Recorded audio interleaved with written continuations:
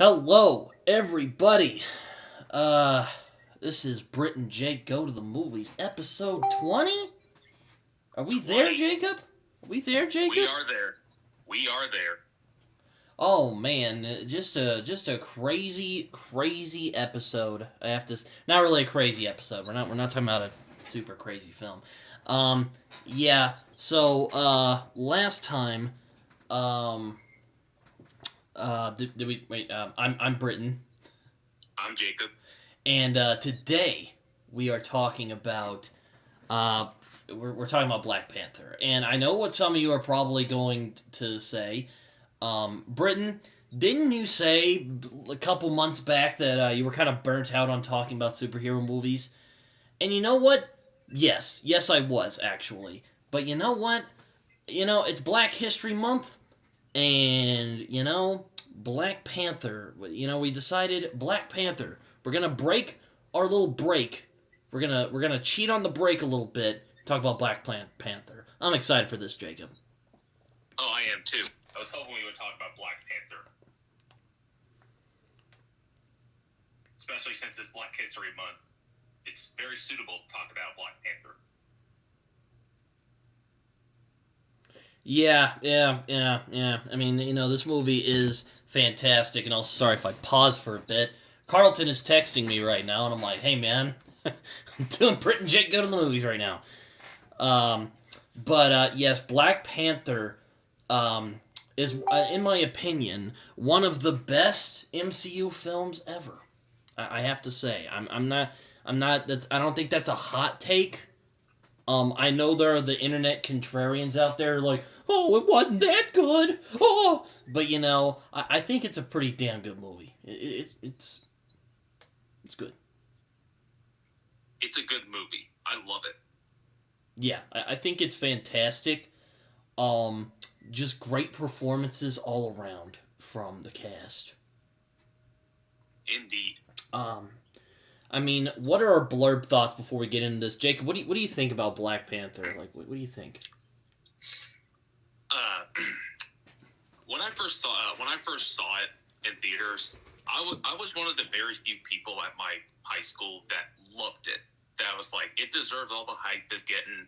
All my some of my friends and everyone that I was my fellow schoolmates were like, it was good, but it's not like the best comic book movie ever. And I was like, F y'all. It's amazing. It's because, like, they didn't make another superhero movie. I love the fact that it's not just about, like, big, awesome action scenes and cool costumes and gadgets. Though there is a lot of that. I'll oh, yeah. That way. And it's awesome, but it's a film that focuses on its characters, and we see them shape on who they become and see what their point of view is about certain things and certain topics, and their understandings and their beliefs. And it's just a phenomenal movie. While not without flaws, still a great movie. Yeah, I mean, one of the things I really like about Black Panther is, much like last year's excellent Shang-Chi movie, this film very much embraces the fact that it is very African-inspired. Like, there is a lot of imagery from African cultures, like the weird those, like, hoop earrings in their mouths, which just, ugh, but we'll get to that later. I really love this film. I tend to love the MCU films that have strong villains, because I find that when they have strong villains, and that villains who are actually pretty well written, I think it becomes a more interesting movie. I think Killmonger, despite my gripes with him, I think is one of the best villains in the MCU. But this film surprised me. I really enjoyed this film. I always really liked Black Panther. I'm like, yo, that costume's fucking awesome. And Chadwick Boseman, rest in power, my boy. But the guy, he was freaking amazing in Civil War. Like, he was awesome as Black Panther. I loved him as Black Panther. Oh yeah, I mean, Black Panther, other than Spider-Man, he stole the show for me in Civil War. and I was like, I want to see more of Black Panther, because, like, I knew who Black Panther was. I knew he was, like, a part of a Marvel, in the Marvel comics, but I didn't really know that much about him as a character. But after seeing him in Civil War, I was like, I want to see more of him. I want to see more of this character. Chadwick Boseman was fucking badass and amazing as T'Challa. And after seeing Black Panther and knowing that Ryan Coogler was coming on to direct it, I was like, take my money now. And it was worth the hype, I think. Yeah, he also got his like his Robert De Niro, Michael Jordan the star as Killmonger. Yeah. Good times. But yeah, this movie is really good. I really enjoyed it. Again, I enjoyed it far more than I anticipated, because I'm like, Black Panther, I didn't know what to expect from this movie, really. Well, what I got was a very thoughtful film about colonialization, the race tensions in America, and race tensions around the world anyway, and also themes about vengeance and forgiveness, which I thought were really well handled in this movie. I 100% agree. They didn't shove it down our throats. It wasn't pandering, or it wasn't pretentious. I knew what they were trying to do, but it wasn't like, I know what they're trying to do. I know what messes they're trying to get out there. No, it was like, for me, it was subtle. Like, I knew what it was, but I think they did it marvelously. Yeah, it's well put into the plot without sounding goofy or coming off as goofy. Yeah, that's a better way to say it.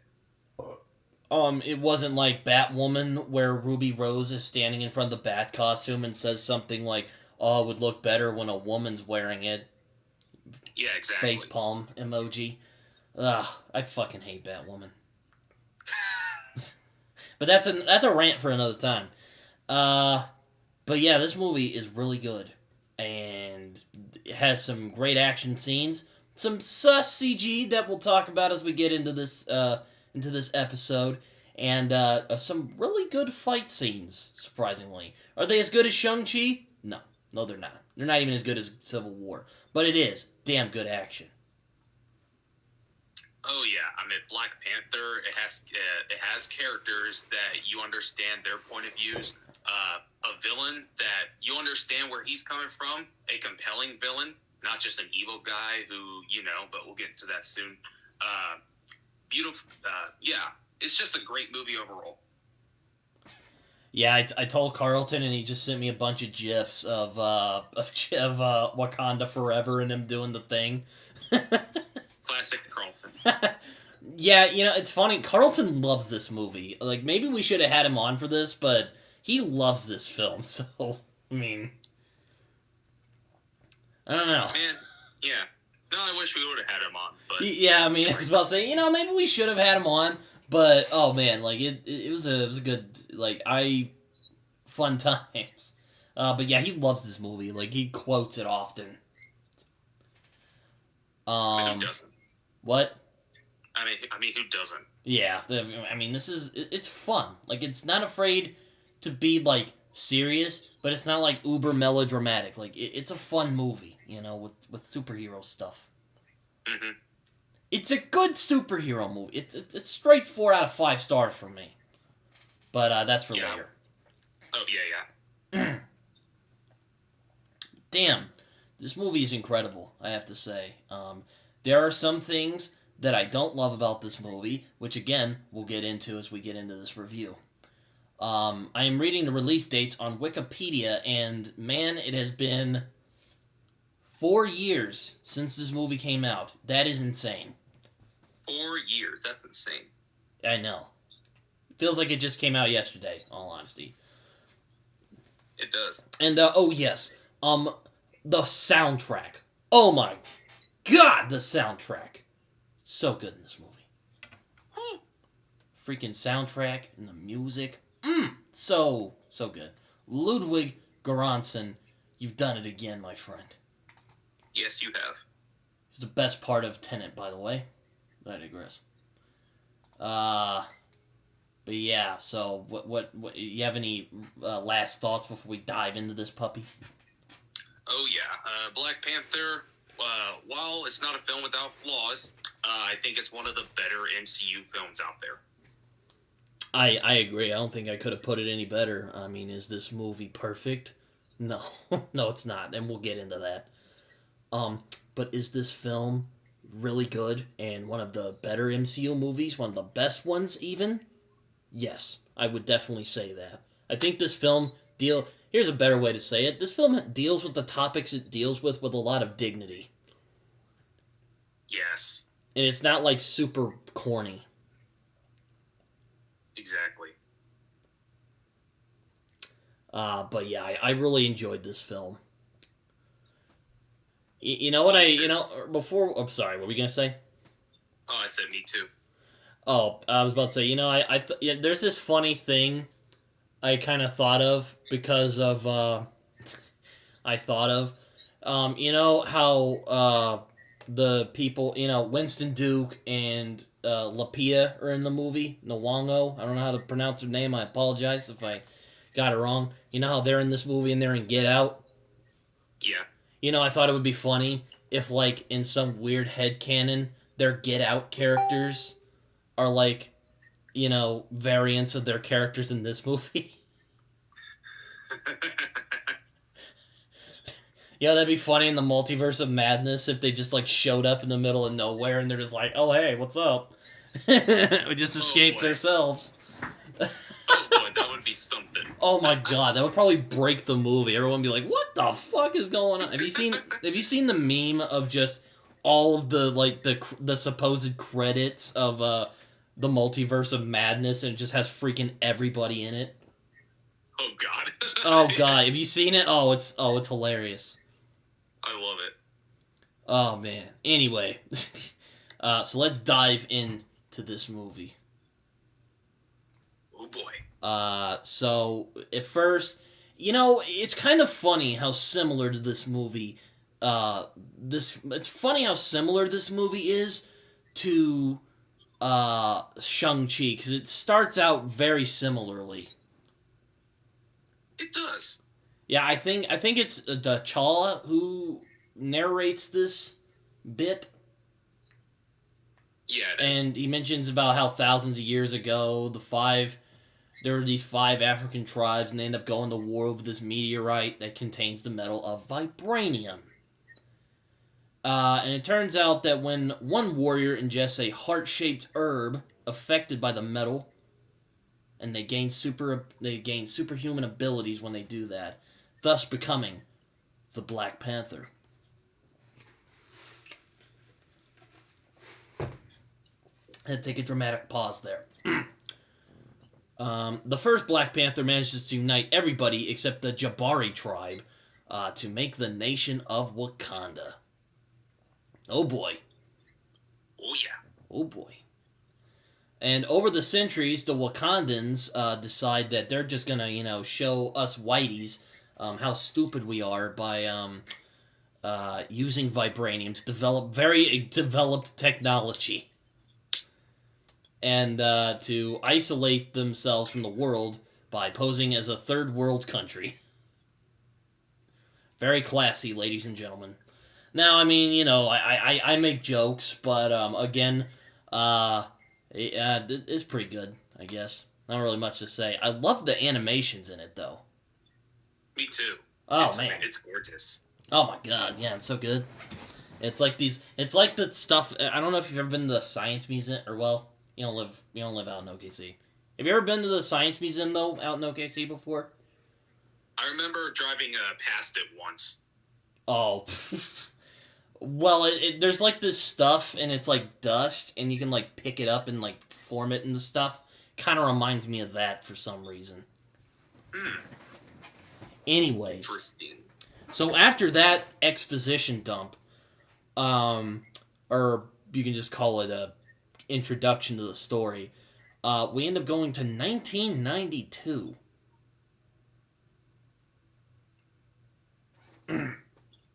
1992 in Oakland, California. Which, oh boy, that's fun. Um,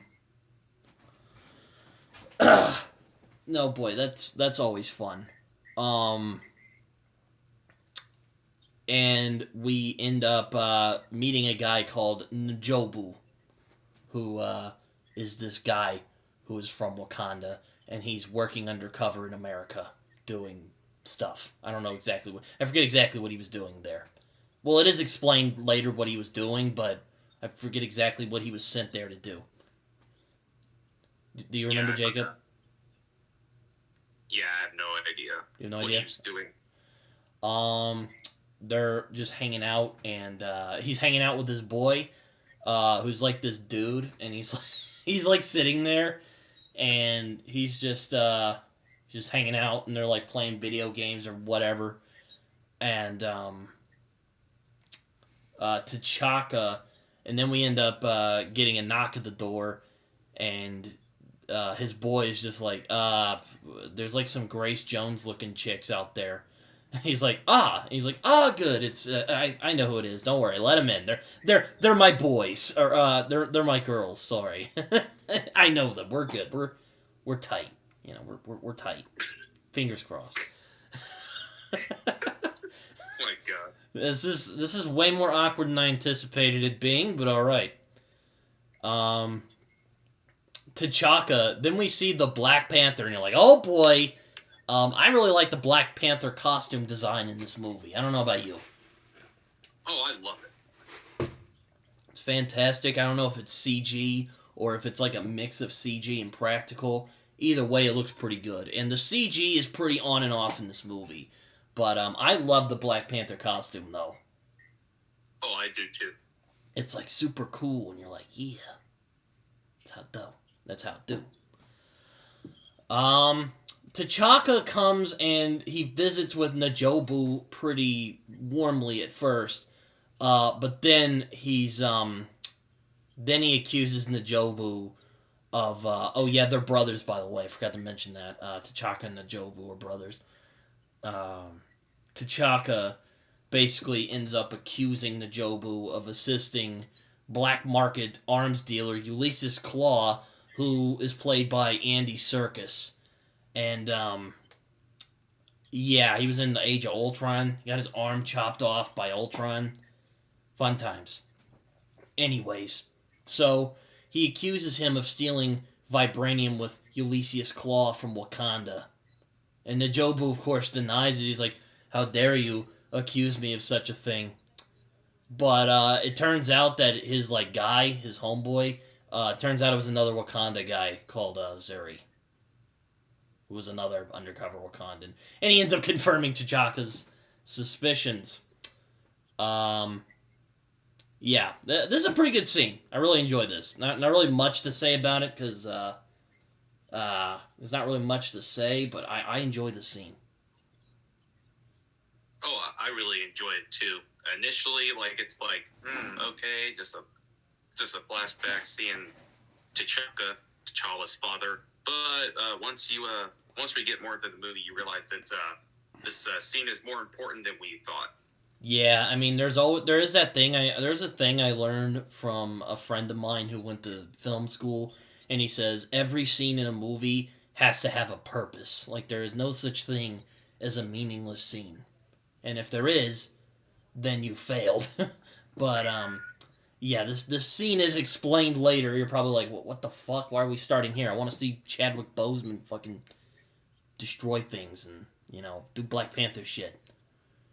So, in the present day, T'Chaka has died. He got blown up in Civil War rather unceremoniously. To T'Challa's horror. I have to say, T'Chaka really let himself go as an older man.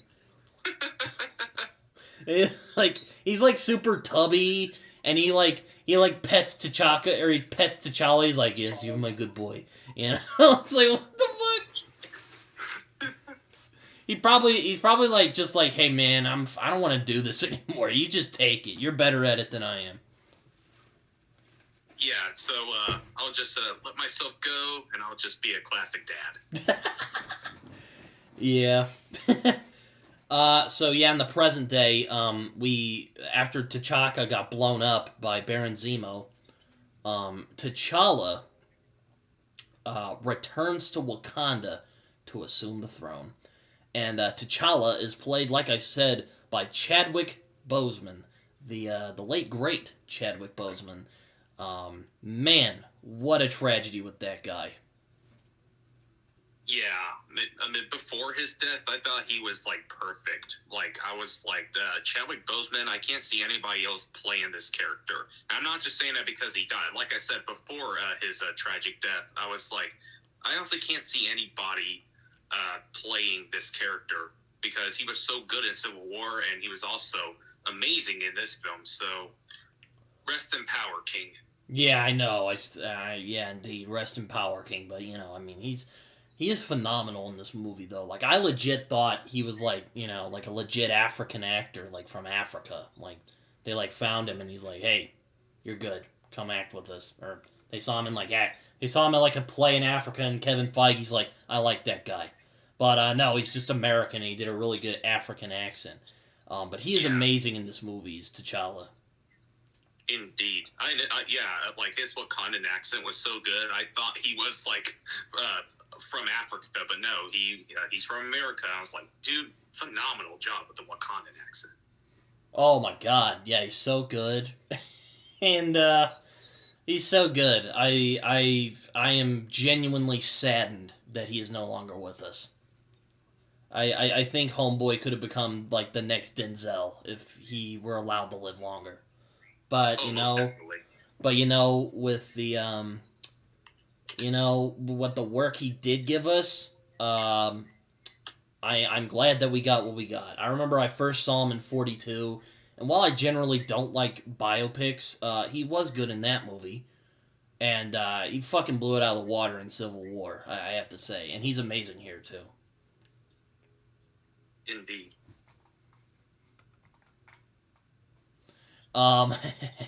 So T'Challa,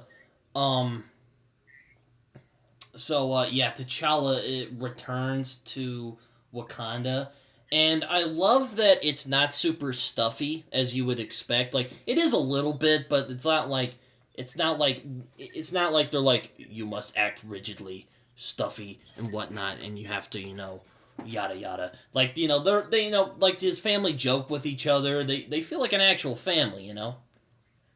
Yeah, that's the thing. That's one of the things I love about Black Panther is that T'Challa, he's we all know he's like highly intelligent, one of the smartest characters in the Marvel universe. I love the fact that he's not like super arrogant. He's not like a Tony Stark type of king. Yeah, yeah. Thank God. I like how playful he is with the people he cares about. Because you'd expect someone like Black Panther to be like this super serious kind of, kind of king. Like hello, my servant. Something like that. But no, I like the playfulness with his family. Like when Shuri, we meet his mom and we meet his sister Shuri. Shuri's freaking hilarious in this movie, and there's not much else to say. And cute.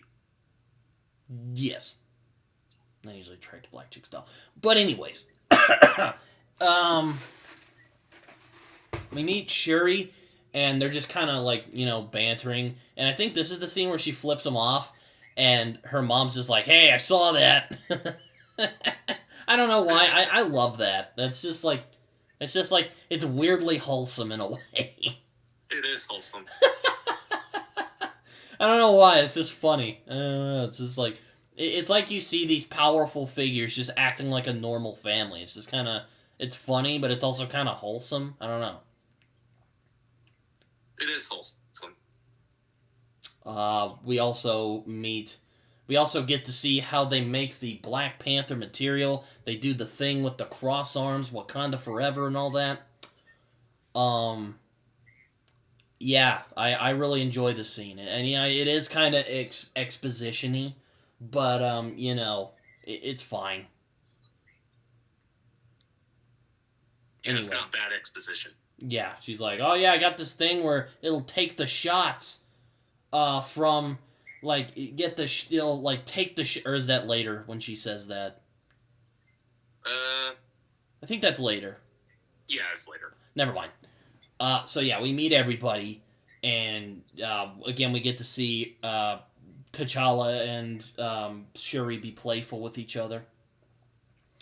And, they're also about to prepare for the ceremony for, T'Challa to take over, Wakanda.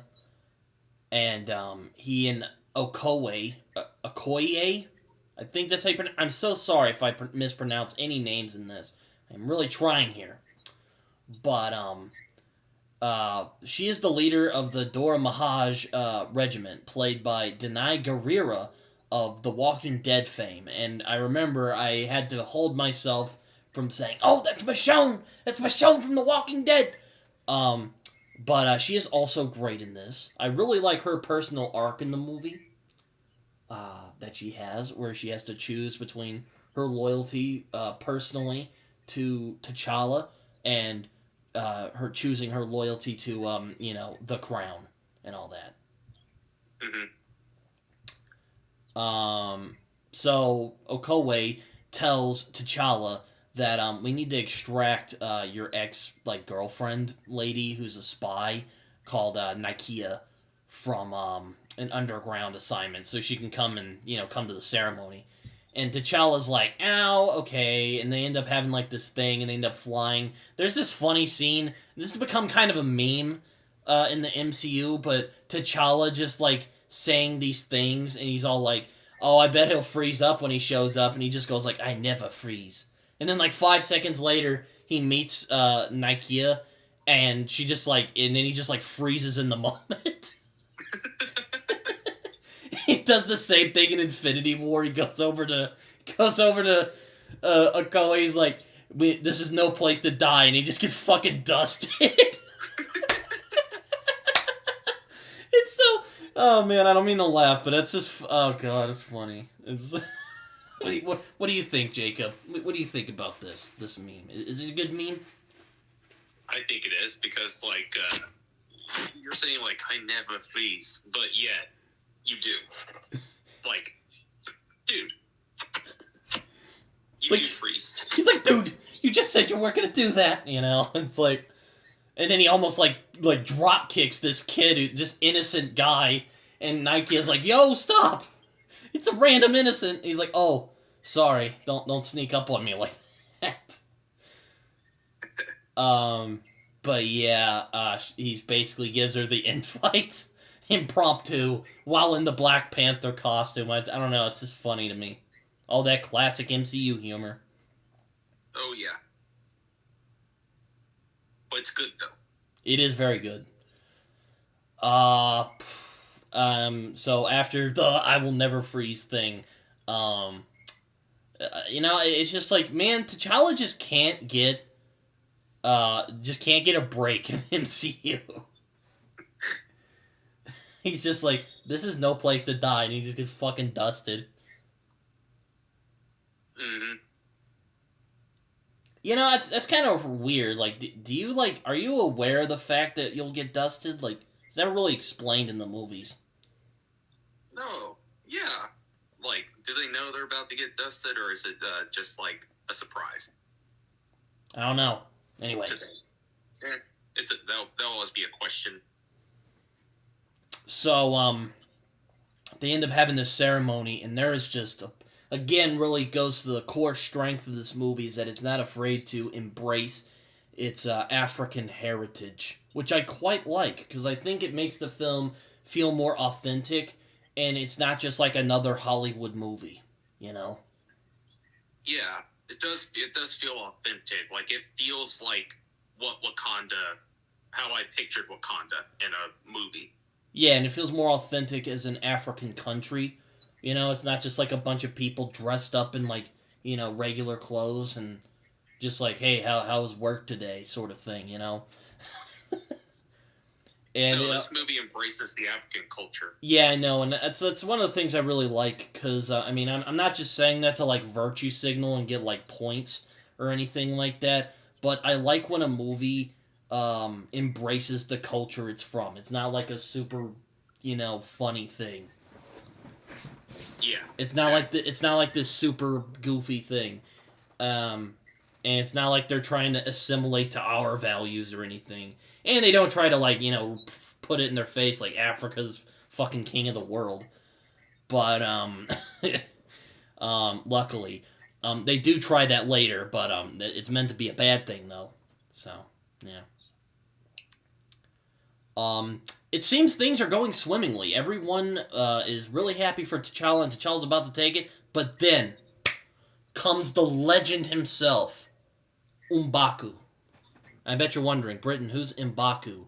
The best freaking character in this whole movie. I gotta say. I'm just saying that right now. Best character of the movie. MVP. What do you think, Jacob? I gotta. I don't know if I can hype this guy anymore. Oh, all I can say is MVP. MVP. Most definitely. And M'Baku, you know how I said earlier that there was that one tribe who decided to be a dick and not show up? Yeah, it turns out M'Baku runs that. And they're kind of the ape tribe, basically. Like, all the tribes are based on animals, if I recall correctly. Like, they have their animal, right? Yes. Like, they have their animal avatar. T'Challa, obviously, is the panther. Some other random people, I forget what their animals are. And then M'Baku is the gorilla. Which is kind of a reference to his, let's just say, kind of problematic original character who was called Man-Ape. And it was basically a man dressed up in a gigantic ape costume. And, Yep. Stan Lee and the crew back in the day were pretty progressive, I would say. But, yeah, let's just say that wouldn't fly today. It would not. So I'm glad that they acknowledge that kind of goofy origins without him just dressing up in a just straight up ape costume, because that would have looked a bit too ridiculous for my taste. And don't get me wrong, superhero movies, they can be silly. That's totally fine. Like, that's kind of part of the gig. But you can take so much silly before you're like, okay, this is taking me out of the movie. Exactly. I also love their little chant too. It's fucking like, yeah. Like, I fuck with this guy right here. Yeah. You're like, yeah, boy. This is really cool. Yeah, Yeah. And M'Baku's like, I'm gonna try and take the throne. And T'Challa's like, alright, bro.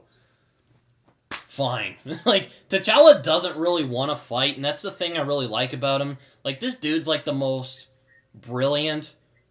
I've heard him be described before as Tony Stark's mind in Captain America's body. Yes. Which I'd say is true. But I like that he doesn't like violence. He doesn't want to resort to violence unless there's like no choice at all.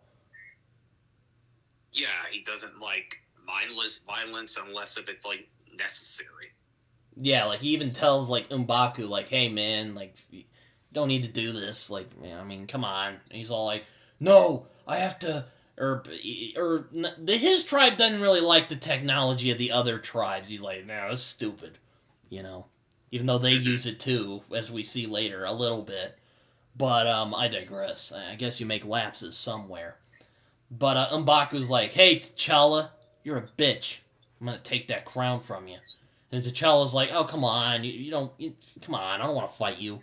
And he's all like, "Nah, man, fight me, or I'm gonna call you a pussy to all your friends." So T'Challa's like, "Oh man, I can't take this." So, not really. It's more like he like gives him a challenge, and T'Challa's like, "Ah, fine." And pretty good fight. I really like this one. It's not quite as charged as the one later, but I like this fight. It's a good fight. Oh, I do. It's not a bad fight. It's not a bad fight. I think the fights get better as the movie goes along, but yeah.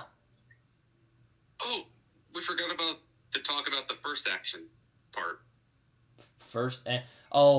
Wait, we did kind of the I never freeze when he saves her.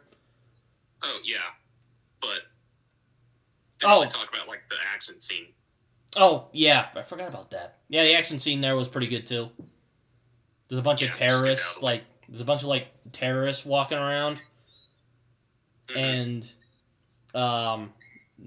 and, T'Challa, he somehow manages to be inconspicuous while trying to be conspicuous. Like, dude, you're in a black costume at night. Like, this shouldn't be that hard. But I guess he's like, I'm gonna take these guys out. And it's a pretty good fight scene. And Nakia's just like, what the fuck, man? You just ruined like 3 months of hard work I've been putting in here. And he's like, oops, sorry. Which also brings to mind one of the big tensions of this movie is if Wakanda should stick to its ways and not, mind their own business while the rest of the world kind of does their thing, or if they should go out and try to help people more. Which that's kind of the big political question in this movie. Because this is a politically charged movie, to be fair. Oh, it is. And Nakia's like, well, we should help these people. And T'Challa just kind of gives the long-winded African explanation of, yeah, we should, but, tradition, my tradition. Anyway, but I think that's all I can really say is it's a good scene. Good fight. Mm-hmm. Good fight. Kicks the shit out of those terrorists. It's funny how she's like, dude, I just put in 3 months of what? You just sunk 3 months of hard work down the toilet. He's like, oh, sorry. But anyways, back to the M'Baku fight. M'Baku and T'Challa fight, but T'Challa manages to get the upper hand, and he says to M'Baku that, look, you fought honorably, and I don't want to kill you, so you better yield right now. So M'Baku, after a moment, he ends up tapping out, and T'Challa is the winner. And I really like that scene, because it really shows who T'Challa is as a person. Mm-hmm. That, despite his character flaws, maybe, despite what you might consider to be his character flaws, he is a good man. And he wants to do the right thing. Yes, he is a true king. He is a true king, yes. He is the worthy one. Oh wait, that's a Thor book. That's a Thor reference. Never mind. So, we end up switching to later. We end up seeing this kind of gangly looking black guy hanging out at a museum. And I know that sounds really weird, but, just follow along. We end up meeting a guy called Eric Stevens. The gangly black guy is called Eric Stevens, and he's kind of hanging out at this museum and checking out all these rare artifacts. And this lady just comes up to him and is like, "Oh, are you liking the stuff?" And she's like English and whatnot, and she's like, "Oh yes, it's like some yada yada."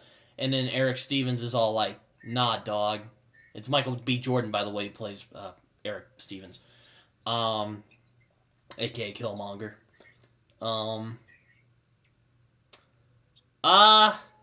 You know what? I'll let Jacob take this on.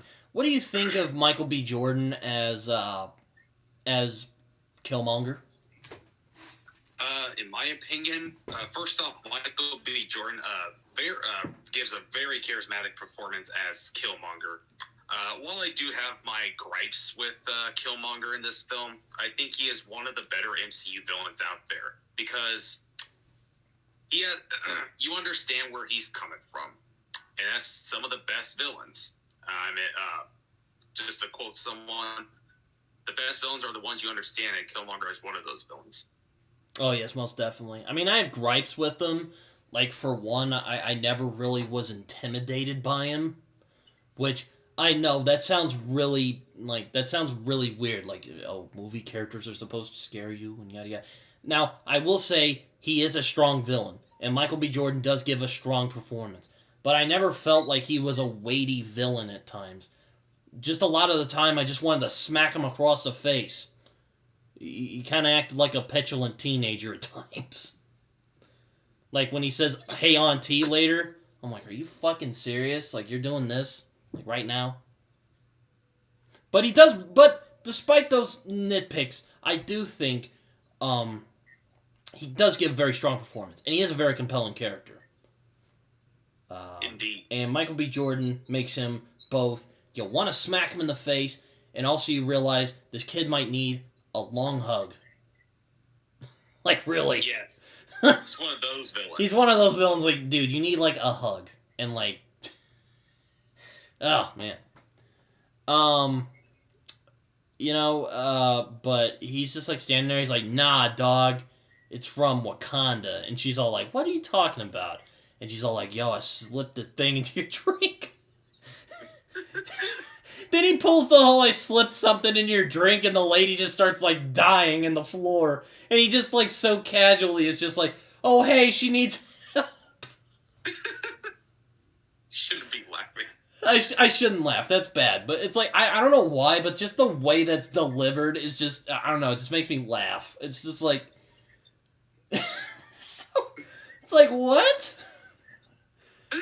Like, Killmonger, like, when he's like, oh, you might have something in your drink, and then she just collapses. Yeah, it's like, it's that cliche where it's like, oh, I slipped something in your drink, and she's like, oh, and she just, like, dies on the ground. Dun, dun, dun. And she's like frothing, and then, like, then some EMTs show up out of nowhere, but it turns out that they're evil EMTs, because it actually turns out to be Andy Serkis as Claw, and they just freaking murder everybody.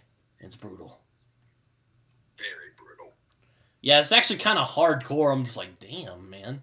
And then he, like, this guy's, like, terrified, and like, and Claw just, like, motions him over, and he's like, yo, man, you can get out of here. And then as he's running, he just shoots him in the face. He just shoots him right as he's running away. Even Killmonger's like, well, why'd you do that? Like... you could have just shot him. And he's all like, well, it's more convincing that way. And he's like, yeah, God, okay. So he also has this biddy with him who he makes out with. And they end up stealing that sword. They end up, like, vibrating it with a sword.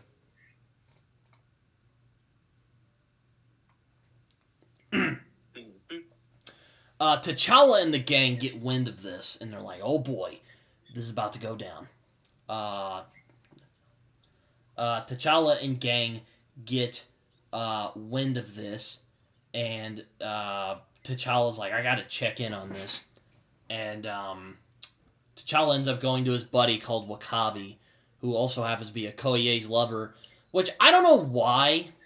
Might be the age gap, and I'm just an ageist asshole. But I don't know. Their relationship was always just really weird to me. I don't know about you, Jacob. What do you think about it? I didn't want to say anything because I didn't want to be called out by it, saying like, oh, but I agree. I actually agree with you. Yeah, it's almost like a joke. Yeah, was it intentional or was it... I have no idea. It just happened. And also as Daniel Kaluuya, like, they got all the freaking great like, where's Lakeith Stanfield? Like, where is he? I can't see him anywhere in this movie. You know, where's Denzel at? It's like they got all the great black actors in this movie, except for those guys. But, anyway. Yeah. But I always thought their relationship was weird. I'm just like, it's almost like a joke. Honestly. Yeah, like, she makes, like, a sexual innuendo, and you're just, like, sitting there, like, ha, ha, ha, ha, and you're, like, awkwardly laughing.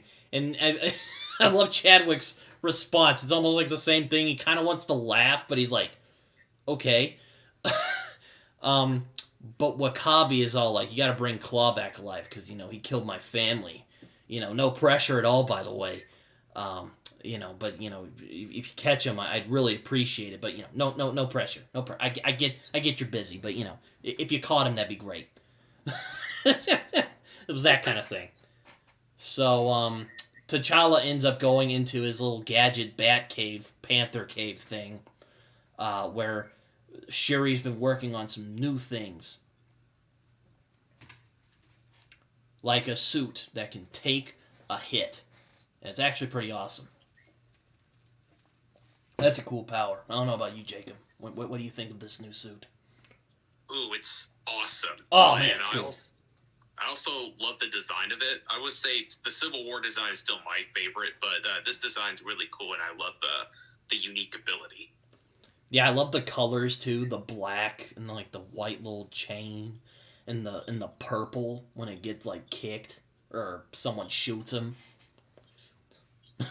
or if he gets like blown up and just like takes it like bloop. Like I really like that, and it turns purple. I love it. Oh, it's badass. Oh, it's awesome. Yeah, it's awesome. Oh yeah, I forgot to mention, Claw has a new arm now, and he can like blow shit up. But I think we figured that out later. Yes. Or we do know that he has we know he has a new arm, but we don't know what that new arm can do. So yeah, right. There you go. It's like, yeah, we've been tracking Claw for years, and Homeboy is slippery. Even though I wouldn't think that Claw is that cunning, really. He's not. I wouldn't think. But okay. Anyways, I'm getting off point. So T'Challa and Okoye and Nakia travel to Busan, out in South Korea, where Claw manages to plans to sell the artifact that he got to a CIA agent by the name of Everett K. Ross.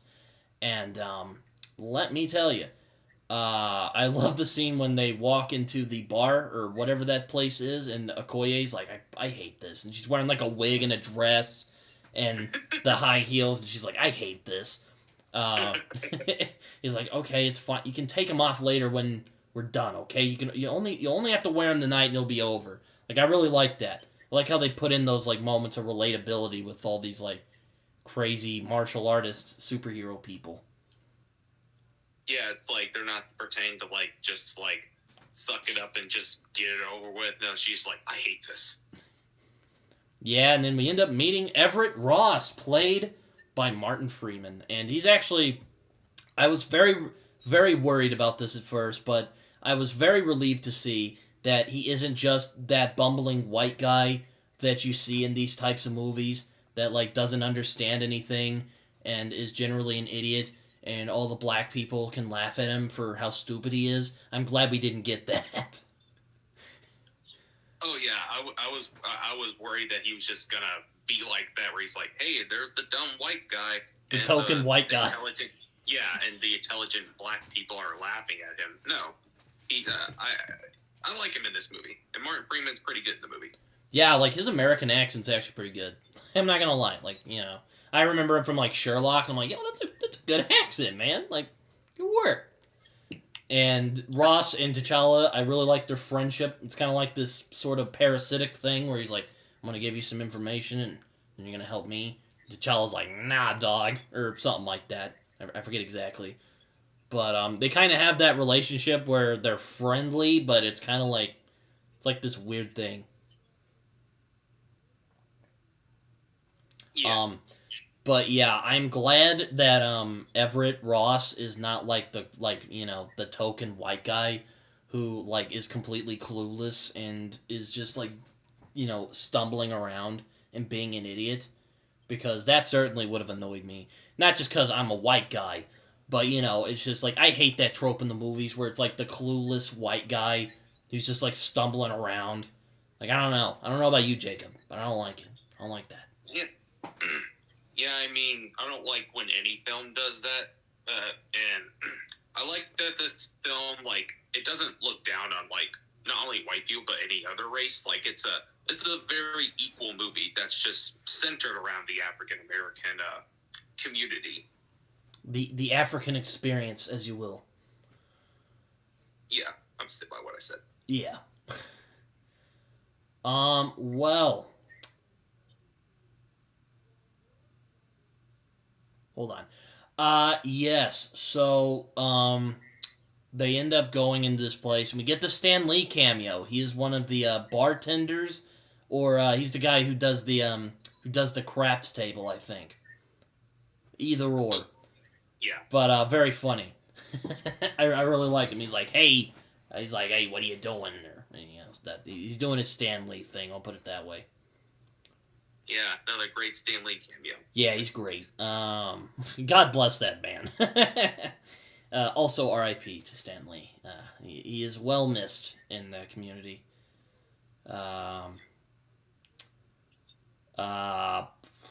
So then we get another great action scene because things go sideways as they tend to do because nothing ever goes smoothly in movies. But we end up seeing that it turns out that Claw does not just have a new arm. That thing can blow up shit. He can just open his arm up and just pew and just blow shit up. And he's very impressed by it. Andy Serkis is one of those actors I feel like is very underutilized. Yeah, I've always thought that. And that's one of my that's one of my few issues with this movie is that Andy Serkis was kind of just there, and then he just kind of wasn't. Don't get me wrong, he chews up that scenery when he's in the movie, but he's just there. He'll make a couple of jokes, and then Killmonger kills him. No pun intended.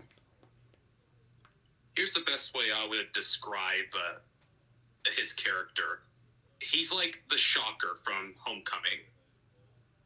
Just in and out, and then they just kind of throw him away. Yeah.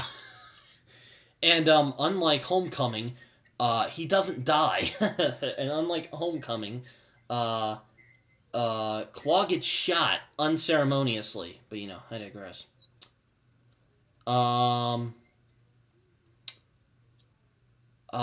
So yeah, firefight erupts, and I really like this scene. I like the chase scene in this, because T'Challa is just pew, pew, pew, pew, pew, and he's just going after him. They're jumping on the cars and blowing shit up. He's driving in his car. Fucking Michonne gets her shoe and throws it at a guy, so she doesn't have to complain about her shoes anymore. I love this scene. I love this action scene. I don't know about you, Jacob, but it's really good. Oh, I love it. It's probably my favorite action scene in the whole movie. Oh yeah, and he gets thrown around a couple times. He gets on the car and he has his little claws. I love the Black Panther suit in this movie. I want that. Even though I'm a white guy. Me too. I want it. It's beautiful. It's so I want it. Why? And the CGI for this action scene, it's magnificent. Oh yeah, I mean the CG is pretty on and off with this movie, but the CGI in this scene is just incredible. Oh yeah, the CGI in this chase scene in particular, I think it's really freaking good. I mean, yeah, CG's on and off in this movie, but this is the one scene where I think it's oh, that's really good. Yeah. So T'Challa ends up they end up having a thing, but they end up catching Claw, thankfully, because he's a crazy bastard. And T'Challa catches him, but Ross ends up getting Ross. Oh, that's later. Never mind. But yeah, T'Challa ends up catching him, and despite his disagreement with Ross about what they should do with Claw, he decides to do the thing and releases him into Ross's custody. So, yeah, that becomes a thing. And then we end up meeting Claw again, who is loudly singing What Is Love? Baby Don't Hurt Me. That song from Night at the Roxbury. Yeah. And Ross is all hey.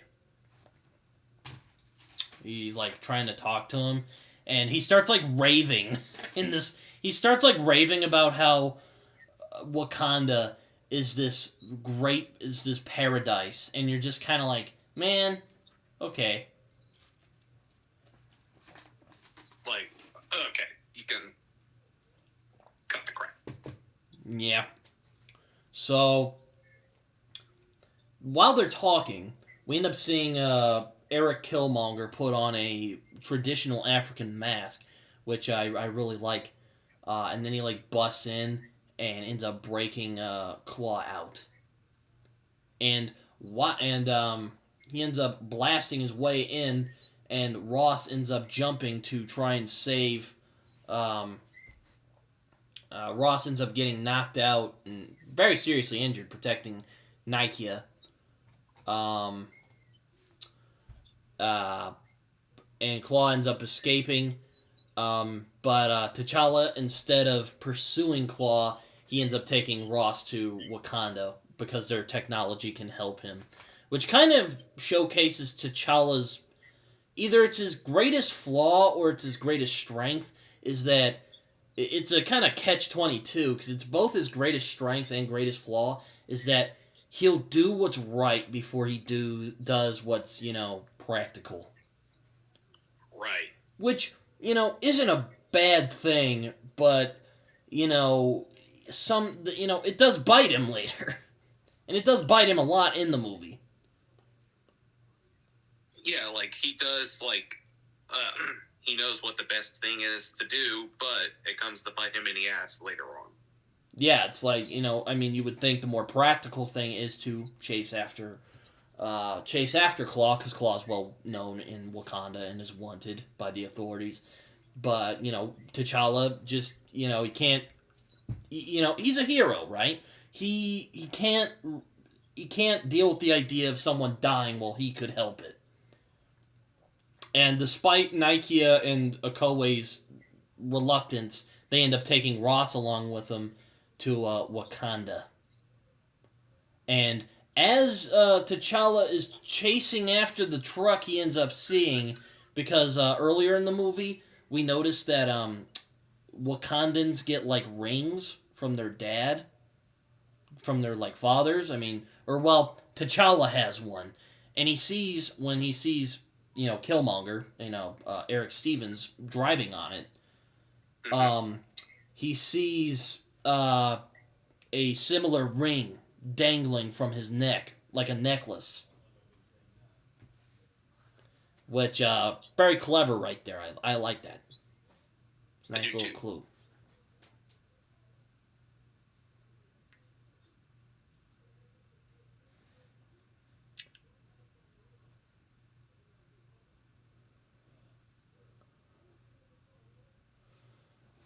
Anyway. So, they end up going back to Wakanda, where Shuri has the also infamous joke about there's another broken white boy for us to fix, which I think is... I thought it was funny. I don't know what other people might think. They might go like, oh, that's SJW. Oh, they don't like white people. And you know what? Quit being a fucking douche all the time. Can you do that? Just enjoy things? I digress. What do you think about this scene, Jacob? I thought it was funny. I don't mind, when they, make a couple of jokes, but if you just go overboard with it, it's just okay. Yeah, they don't go overboard with it, so that's good. But, it's like, yeah. There's some people who will complain about it, and, sometimes you just can't always please people. Yeah. So, while Shuri heals Ross, T'Challa is kind of befuddled because he doesn't know of anyone else who has a ring like that except his father. So he decides to go to Yuri, who I forgot to mention earlier, played by Forrest Whitaker, the boy. The legend himself. The legend himself, yes. T'Challa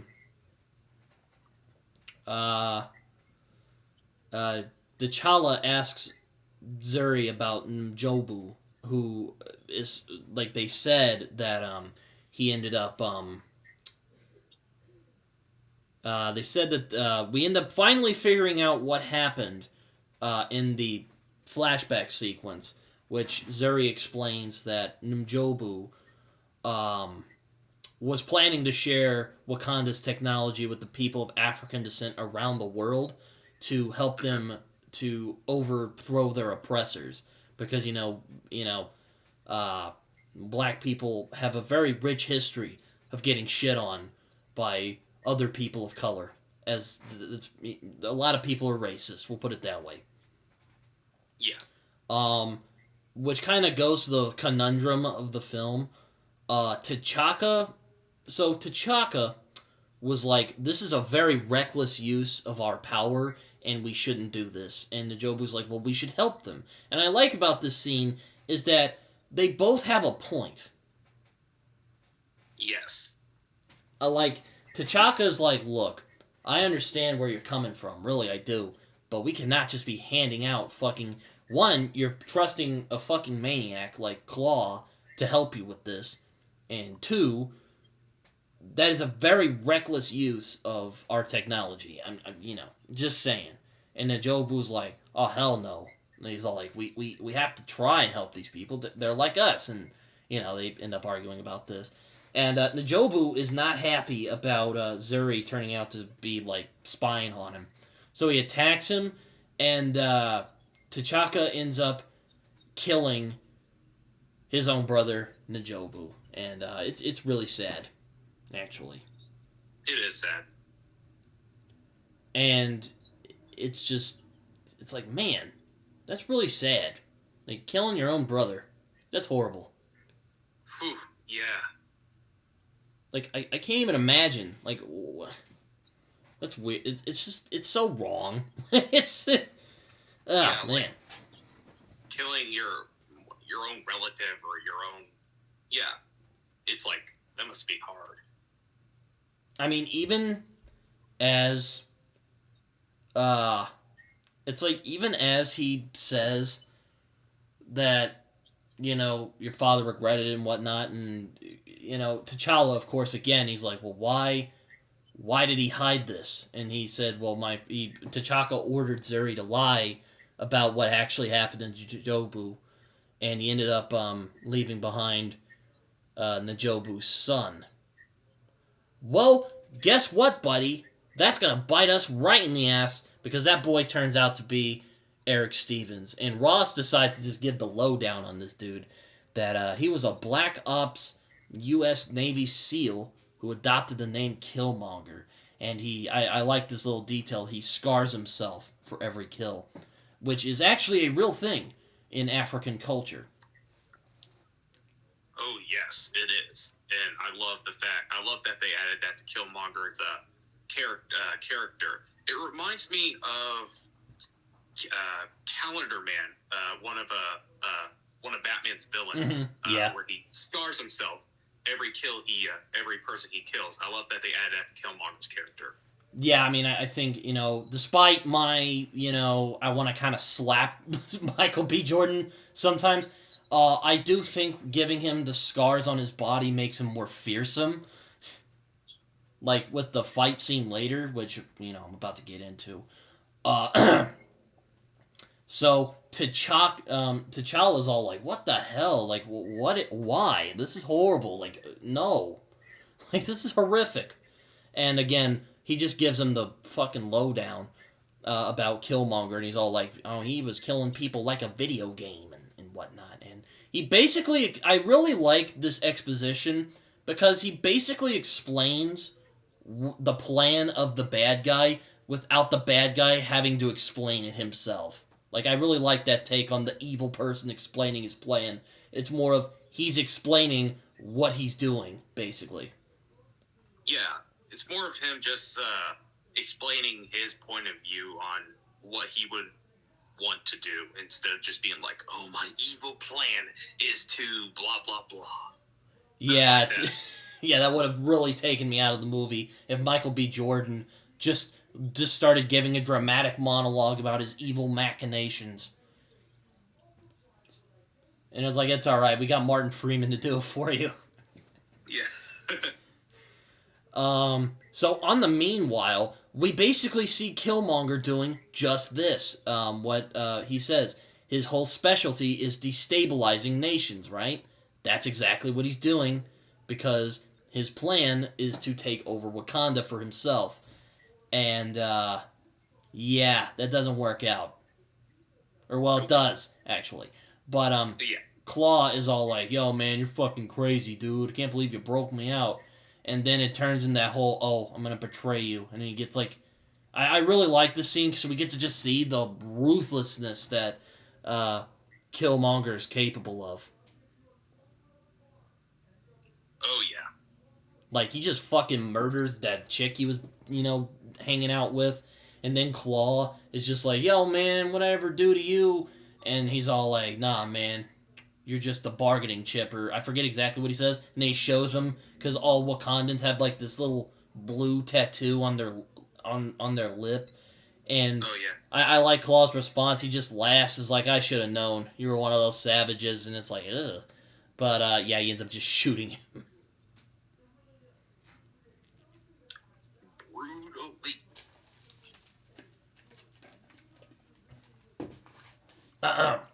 So then, we end up, then right as that happens, Killmonger ends up showing up on their doorstep. And he's like, hey, I just killed Claw here. So, let me in. I need to talk with the king. So, yeah, T'Challa ends up having a meeting with him, and I really like this scene, except for one part. T'Challa is, T'Challa trying to do the right thing. He basically walks up to him and says, look, I know who you are, and that's why I'm not killing you where you stand. But I know what you're doing, and I know why you're doing it, so you better just leave now before things get ugly. But, Killmonger doesn't really care. And he basically outs himself as N'Jaka is his actual name. And he gives a claim, and he demands his claim to the throne. And then comes this line, I don't know why, but it just rubs me wrong. And he basically looks over at T'Challa's mom and just says, hi, Auntie. Seriously? Yeah, I don't like that. Yeah, I was telling Carlton about it, and he's all like, oh, man, he's just being a smartass. I'm like, yeah, I get it, but it's just like, I don't know. I'm not intimidated by that. It just makes me want to slap him in the face and tell him to go to bed. Without dinner. I'm kidding. We do not recommend corporal punishment on this channel. Yeah, so basically Killmonger's all like, I want the throne, baby. And he challenges T'Challa to ritual combat. And T'Challa's like, I don't really want to do this, but fine. And then we get, oh boy, probably my favorite fight scene in this whole movie, aside from the chase scene from earlier. And oh man, it's brutal. Like, you know what, Jacob, I'll let you take this, because I just need to hype myself up for this. Oh boy. Other than the chase scene, I agree with Britton. This is my favorite fight scene of the whole movie. First off, it's brutal. Anyone who says like the MCU's light and fluffy and they always hold back, just watch this fight scene. It is brutal. First off, Ryan Coogler, kudos to you for this fight scene in particular. It's well handled, and Killmonger, it also shows like his wrath. Like, he's not just this like uptight swagger boy type of villain. Like, he's not pull his punches. Yeah, I really like, because one of my issues with Michael B. Jordan's performance, and don't get me wrong, he's great in this, but it's just Killmonger comes off as super douchey, and I don't know why, but douchey villains just don't come off as intimidating to me. Every time I see like a snarky kind of, douchey villain, I'm just like, dude, shut the fuck up. Like, But, no, this scene really showcases the fearsome, just utter wrath and just hatred of Killmonger. Indeed. And he just fucking, he kicks T'Challa's ass all over the field. Just... Yeah, he just rails on him. Yeah, and T'Challa, like, he's, like, trying, but you can tell, like, his heart really isn't into it. Because, again, T'Challa, not a bad guy, so, he isn't really wanting to fight him, because, one, that's his cousin, basically, and, two, he understands where he's coming from, and he kind of just wants to reach at him, but, he doesn't realize till this moment, yeah, that's impossible.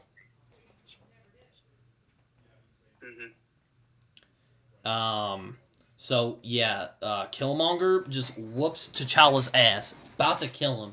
Then Zuri's all like, no, kill me, I was there when your dad died. And he's all like, hey, uncle, and he just fucking murders him. And it's, like, super sad. And you're like, no, Zuri! And of course, that's what T'Challa says. And then Killmonger picks T'Challa up and then throws him off of the waterfall. It's like, one of those fight scenes that just captures like the really humiliating. It's hard to watch, man. That's why I like it. Yes, it's what I needed. He just throws him off.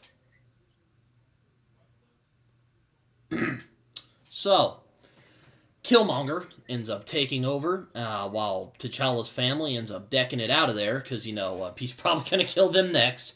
They're not stupid. Killmonger is so perverted by hate, he's probably just going to kill everybody who gets in his way. Because that's the kind of guy he is. Mm-hmm. And we end up getting this really emotional scene when Killmonger ingests the heart-shaped herb and ends up going under the dust. And he ends up seeing his dad. And it's actually kind of sad. And we get to really see that Killmonger, he's evil, but on the other hand, like, if T'Chaka hadn't have done what he did, he probably would have, he might have come out a better person. Yeah. And he's just a guy who is really mad at the world for taking away what he loved. So he says it later, it took everything from me. It took everything I loved, but I'm going to make sure we're even.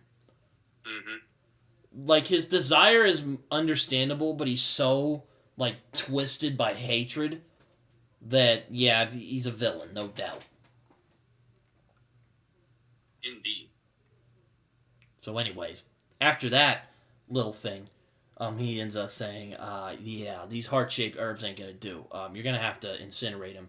And the lady's like, what? And then he, like, picks her up, just like, doink, and just picks her up and is all like, yo, when I say shit, I mean it. Or something like that. Yeah. And but she's like, burn it all! And then they end up burning it. Except Nike, using her little spy skills, gets one of the heart-shaped herbs and ends up sneaking off. Because, that's what she does. Then we come to one of my favorite shots of the movie, which is another one of my favorite sequences in the movie, which is where Killmonger comes in his fucking boss pimp robe, and it's all upside down, and the music, oh my god, it's I don't know why, but it's so boss. Like, it's like... Oh, yeah, that's like a boss moment. Yeah, it's just like, he's like walking in, he's got his... I want that coat. Like, I really want that now. Like, it's a nice looking coat. No, right. I want that. I want that, man. And Wakabi, of course, is like, I'm down with this dude. I'm gonna, because he caught Claw, I'm gonna chill with this guy. And Killmonger decides, okay, we're gonna, he basically is gonna be like, we're gonna show the world who we really are, and he demands that they prepare to put out shipments of Wakandan weapons to the operatives around the world. So that'll be fun. Meanwhile, Nakia, Shuri, and Ramonda, who is T'Challa's mother, and Ross end up fleeing to the Jabari tribe for aid because they are not stupid and they know that if Killmonger has the chance, he will murder them. Like a classic tyrannical king. He'll basically murder anybody. They end up finding T'Challa alive. He was rescued by the Jabari in repayment for sparing M'Baku's life. And, again, M'Baku shows he's probably the best character in this damn movie. I'm just saying. I said he is. I'm just saying. Might be a hot take. He's probably the best character in this damn movie. Because he's just like, He's just straight up fucking boss. He's sitting up on his throne and his little, like, again, they have the costume design in this movie is amazing. It's phenomenal. I mean, it's so good. I love his little coat that he wears. He's like sitting there like a boss. It's all snowing out in the mountains, and he's all like, I order my men to eat you, and they're all like, what? And he's all like, I'm just kidding. We are vegetarians, and they're all like, yo, could you help us out with this thing? And M'Baku's like, look, I already paid my debt to you guys, but we're staying out of this. But you can stay. Because, I'm not that much of an asshole. And they're like, okay, fine. They're like, okay. So and then his mom ends up going to Nike and is all like, or oh no, it's to Ross, and they make fun of Ross a little bit. But, again, it's not super ridiculous. Yeah. They end up doing the little ritual again, except it's kind of impromptu, and they end up putting the healed by Nike as herb. Which is another really great scene when T'Challa is in the kind of otherworld afterlife thing of the Wakandans, and he ends up meeting his dad and all the other Black Panthers, and T'Challa, he finally steps out and he just says, look, you guys were wrong. It was really good. Powerful. Very powerful scene, yes. And his dad just shows up. He's all like, we sometimes have to make compromises to protect the one we love. He's all like, no, you were wrong. All of you were wrong. It's like, damn. Chadwick Boseman. That guy's a great actor. I know. Powerful performance. Oh my God. That scene. Oh, it's so good. And then he ends up waking up renewed in his body as well as in purpose. And he's going to take that throne back. It's going to be awesome. Then comes one of my favorite climactic or at least the first half, is very strong, in my opinion. Just a fucking boss move here when the gang are all together and Killmonger's all like, nah, dog, we gotta take these weapons all out and show the world who we truly are. Kind of said that earlier. But, but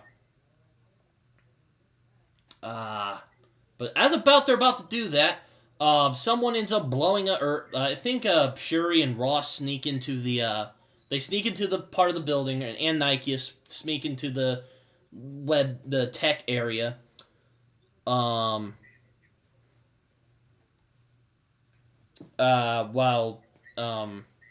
Killmonger is outside, getting ready to get the weapons, and then they blow up, and this is again another just great scene in the movie where it blows up, and then it comes out, and then there's T'Challa in his Black Panther suit, and his homeboy's like, I'm gonna fucking, he's like, I love the line, he's like, Killmonger! I did not yield! And as you can see, I am not dead! And then fucking Killmonger's all like, no, man, this shit's over. I'm king now. It's like, yeah, God. But that fucking line that he yells, oh, man, I love it. Oh, it's amazing. I love the reveal. I love the reveal of T'Challa's return, and the music is just like amazing. It's phenomenal. Oh my God, I love it. So Me good. Too. And so I also good. love that one of the women say like, he lives. I'm like, damn right he is. He does. It's like again, back to just like my pot. Like if I had like a top favorite, like in a movie, like that's one of them when he just like fucking he calls him out. He's all like, all right, I'm done bullshitting. Let's do this. Like I'm gonna kick your ass. He's like, I'm gonna kick your ass. And Killmonger like, oh hell no. And he's like, get the stuff out there. And I forgot to mention earlier, there's a great scene with Nike and Okoye where they were talking about, this Killmonger guy, he ain't gonna fly here. We should like try and kill him. And she makes the point, which is kind of her little arc of the movie, which is, she's like, you're a spy. I've given my life to this throne. I'm loyal to that throne. You can do whatever you want, but I'm not going to betray my king. He's all like, even if the king is wrong, and she's all like, eh. But she lets her go. Well, turns out that Killmonger is a maniac who wants to basically kill everybody.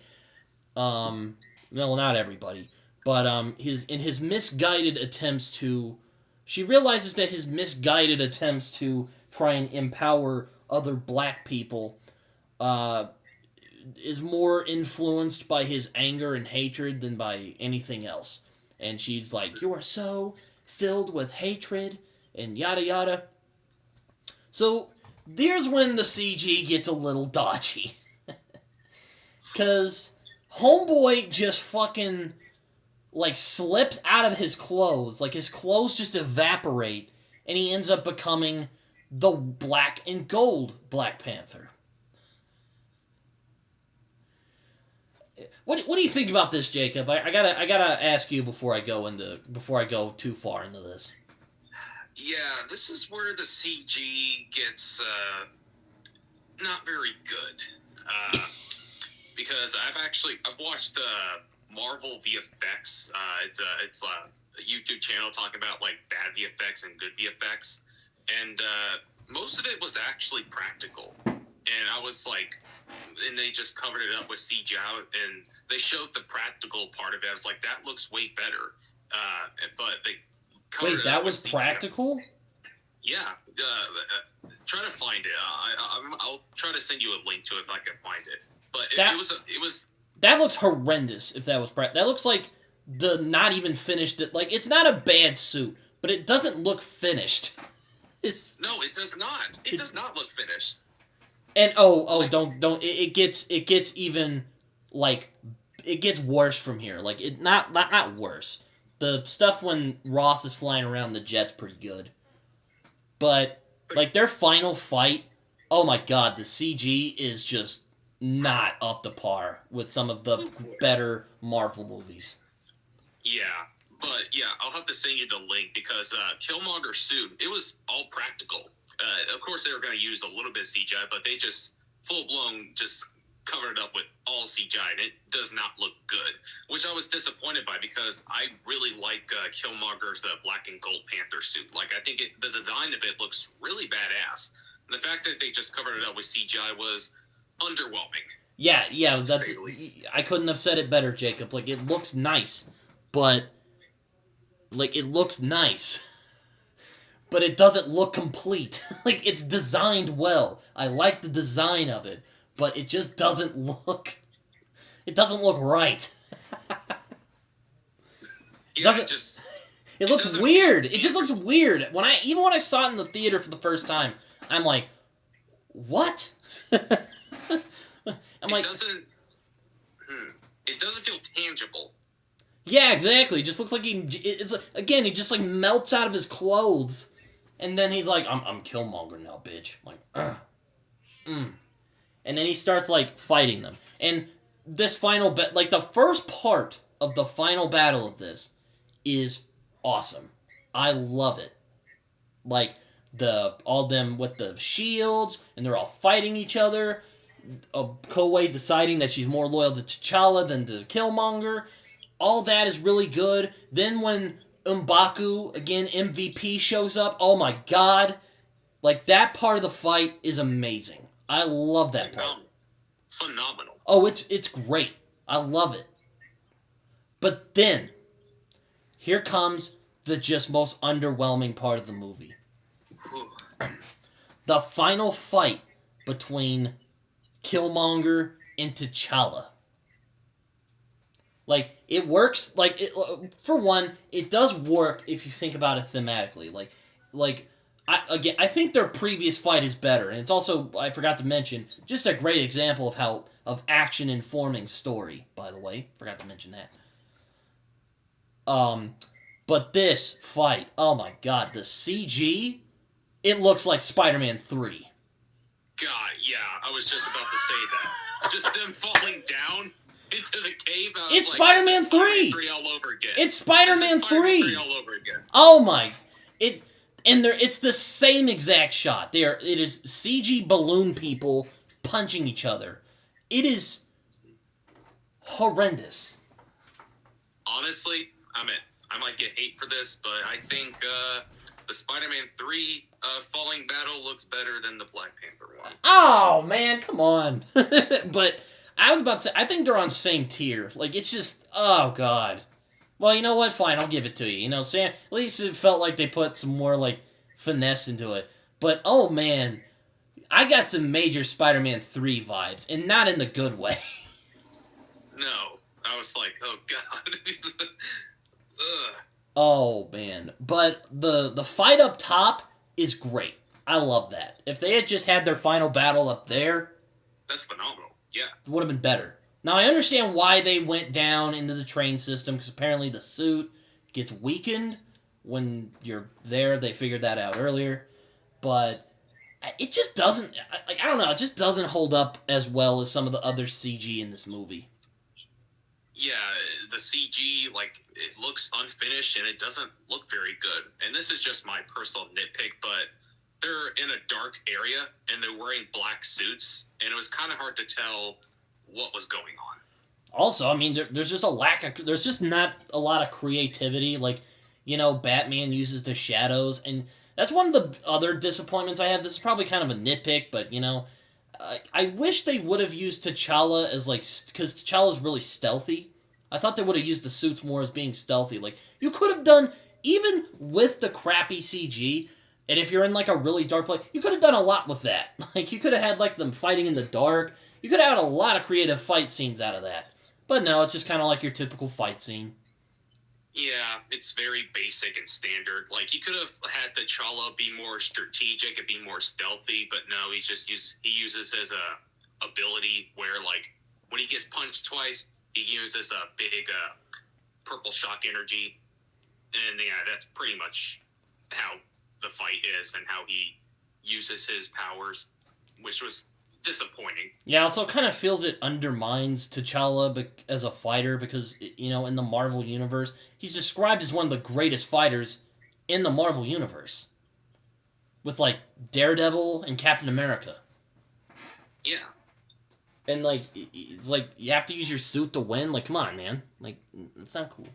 Or it's not cool, but it's not like that, but it's just like, come on.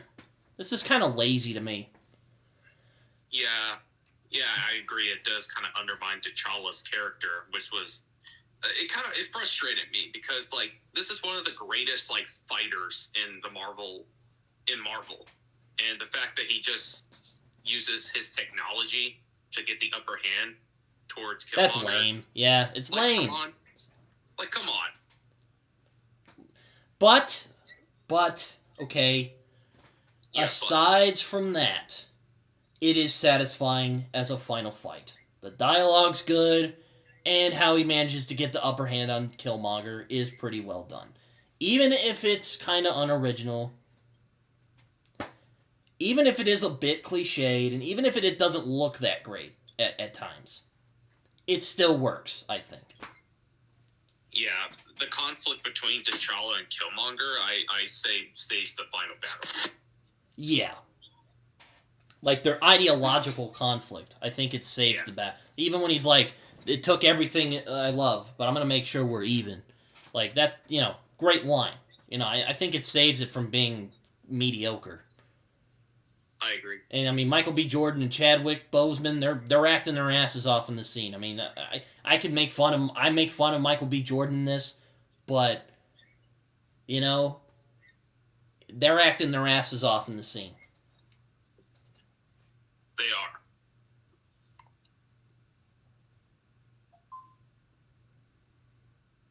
are.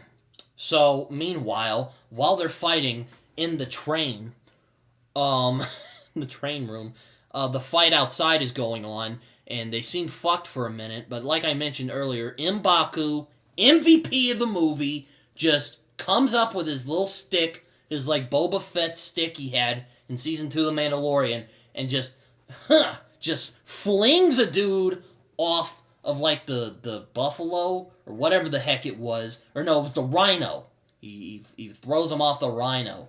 And he's just like, and they have the, like, little badass chant, and it is awesome. Like, M'Baku is the best character in this movie. He is. MVP. I love him. He's so good. He's so good. I love him. It's so good. So, also then we get to see Okoye confront Wakabi, and back to their relationship, which is just 2 scenes of them together, and it's like really weird, but he's all like, would you kill your beloved for yada yada? And she's all like, oh, he's like, for my king, and she like points the stick at him. This is actually a great line. For my king, no hesitate. She's like, I wouldn't hesitate. And he's like, okay. And then he stands down. It's so weird, but I like that line, so I don't know how to feel about it. Yeah, me too. Like, I like the line, but it's just like, huh. Or, no, it's, for my king, without question, is what she says. Yeah. I'm like, that's a good line. I really like that line. But the relationship, it was already so awkwardly explained earlier, it makes the scene feel awkward. Again. It's like, what is this? Is this movie the Spider-Man 3 of MCU movies? Is it not as good as I remember? Oh, God. I'm asking you. I'm really asking you. What was the question again? Is this movie like the Spider-Man 3 of the MCU movies, or am I just hallucinating? Oh. Do not ever compare Spider-Man 3 to Black Panther. Okay. I was just making sure. Okay, alright. Black Panther is a better movie. I'm just gonna say that out loud. I mean, the final battle, yeah, it's similarities to Spider-Man 3, but, you know. Okay, I will say 3. the dumb moments in this movie don't take you out of the movie like Spider-Man 3. But there are dumb moments, and you're like, okay, it's dumb. But, I think the storytelling in this is way better than in Spider-Man 3. Yeah, Spider-Man 3 had more dumb moments than Black Panther. Yeah, there's no dumb jazz scenes, thank God. Oh, God. Ugh. Oh, God. Anyway. So... Oh, what else? Oh, yes. Ross shoots down all of the planes. And, again, I really like how they use Ross. Like, he's not just, like, again, he's not the bumbling white guy, you know? Like, he doesn't drag them down, you know? He helps out, you know? Yeah, I really like that. Me too. He serves a purpose. He's not just, like, the bumbling idiot white guy. Yeah. He's not like the token white guy. Reverse tokenism. Anyway, he shoots all of them down as they, like, come in, and, like, that's some intense shit. Like, he's like, keep me in. And they're like, no! Ross, out! And he ends up shooting all of them down before they bust in. So, it's very awesome. Again, the outside battle is amazing. There have been... Wakanda has the best battles. Like, I have to say, Infinity War, amazing battle scene. I'm just saying. And then Black Panther, mostly awesome, aside from that dumb train stuff with the bad CG. So anyway. So they're fighting each other, and again, T'Challa gets the upper hand and ends up stabbing him. And it's actually kind of sad, really, because you see Killmonger kind of start to... I wouldn't say open up, but he kind of softens a little bit. He's like, oh... Yeah. I like his line, too. He's like, oh, it's a killer move. And he, like, drops down. And T'Challa, this actually, like, there's a lot of great scenes in this movie, but this one's probably my favorite one. Even though I was like, look, finally, they're not going to kill off an antagonist in these movies. Because they're always wasting villains in these movies. And finally, like, he's not going to die. I remember my first reaction with the Killmonger death scene. And... No, I think I saw it with Cameron first, and I was like, oh, man.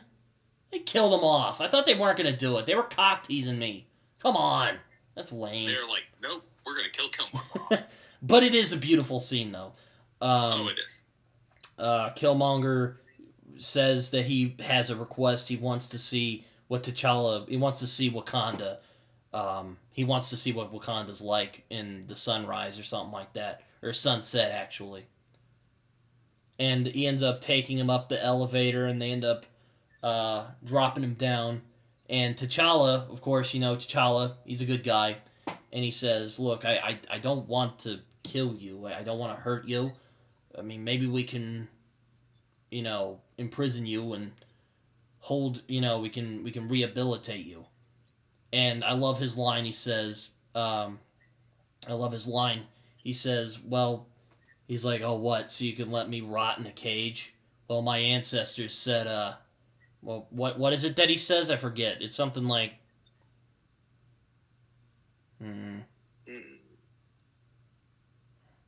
He says, no, he says, my ancestors jumped off the ships. He's like, that's why my ancestors jumped off the ships, because they'd rather be Yeah, free than be in bondage. And he takes the knife out, and he ends up dying. And it's really sad. it is. It's actually, like, sad, because, like, man, you could have avoided all of this if T'Chaka had just, like, not killed him and maybe taken him to trial. Yeah. Done all that stuff. No. It's just, like, I like how this movie, I forgot to mention this, but I like how this movie explores the down effects of mistakes, the consequences of a mistake like that. Maybe it's not a mistake, just a bad choice in general. Yeah.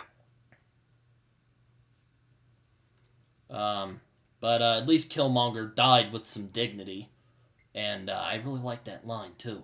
It's very powerful. Indeed.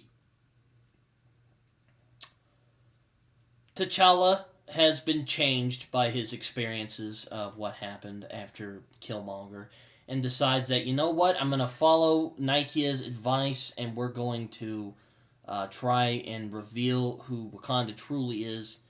And he puts out some outreach centers, and he puts an outreach center where their uncle and cousin Killmonger used to live. And it's very bittersweet.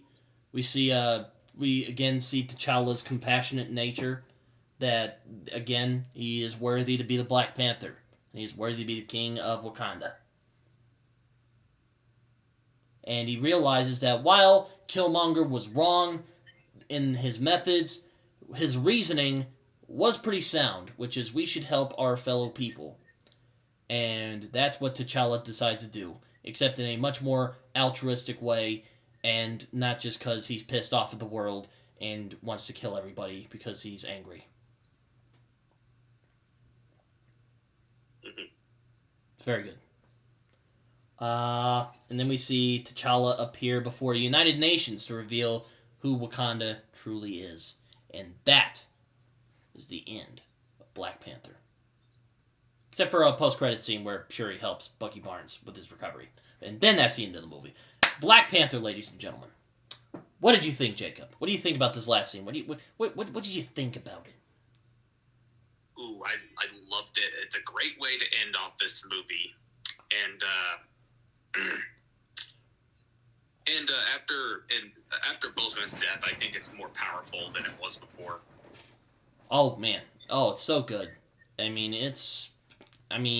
This film was fantastic. Despite my issues I have with kind of Michael B. Jordan's douchey portrayal at times, is douchey betrayal at times, and the sometimes bad CG. This was a damn good movie. I gotta say, one of the better MCU films. Strong characters, strong antagonists, strong story, and a strong message about helping others. That using the responsibility as a leader to help others. And that's what good leaders should do. Indeed. For me, what's honestly amazing about this film is that I'm not thinking about the action or the cool epic moments. I'm thinking about the things that shape these characters into who they become. So I have to commend Black Panther for that. Yeah, I commend Ryan Coogler for taking the time to flesh these characters out. but also not to forget that this is supposed to be a fun movie, but he isn't afraid to tackle more serious topics. And I love this movie. I love the world of Wakanda. I love the culture of Wakanda. It, and again, I'm not just saying that to like virtue signal or anything, but I really love the world of Wakanda. It's just like, mwah, it's beautiful. Oh yeah, I forgot to mention Nike and Black Panther get back together. Anyway, you were saying, Jacob? Oh yeah, the cinematography, the costume design. I mean, I was so happy that it won his Oscar for best costume and makeup because it absolutely. Oh my god, I didn't even know it won for best costume. Deserved, definitely deserved. The costuming 100%. In this movie is incredible. 100%, 100%. Oh, let me ask you this real quick, because a lot of people are like, why? Do you think it deserved to be nominated for Best Picture? Well, I would put a couple of other superhero movies before this. Like, I think Spider-Man Into the Spider-Verse is a way better movie than this one is. But you know what? This movie's so damn good, I don't mind that it got Best Picture nomination. Me either. I mean, like, for me, like, Logan or The Dark Knight should have gotten nominated for Best Picture, but yeah, I agree. I don't mind it getting nominated for Best Picture because it's a damn good movie. I mean, it is how to do blockbuster movies right. And Indeed. It's not afraid to be intelligent, and it's not afraid to be fun. And it also gives you all that fun Black Panther stuff that you want to watch. Because you're like, damn, I like Black Panther, and I want to see him kick some ass. That's exactly what he does in this movie.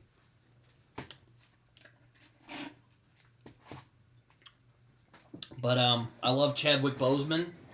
Again, really sad that he died. Though I have to commend his courageousness that he gave us so many performances as Black Panther, even while he was sick with colon cancer at that time.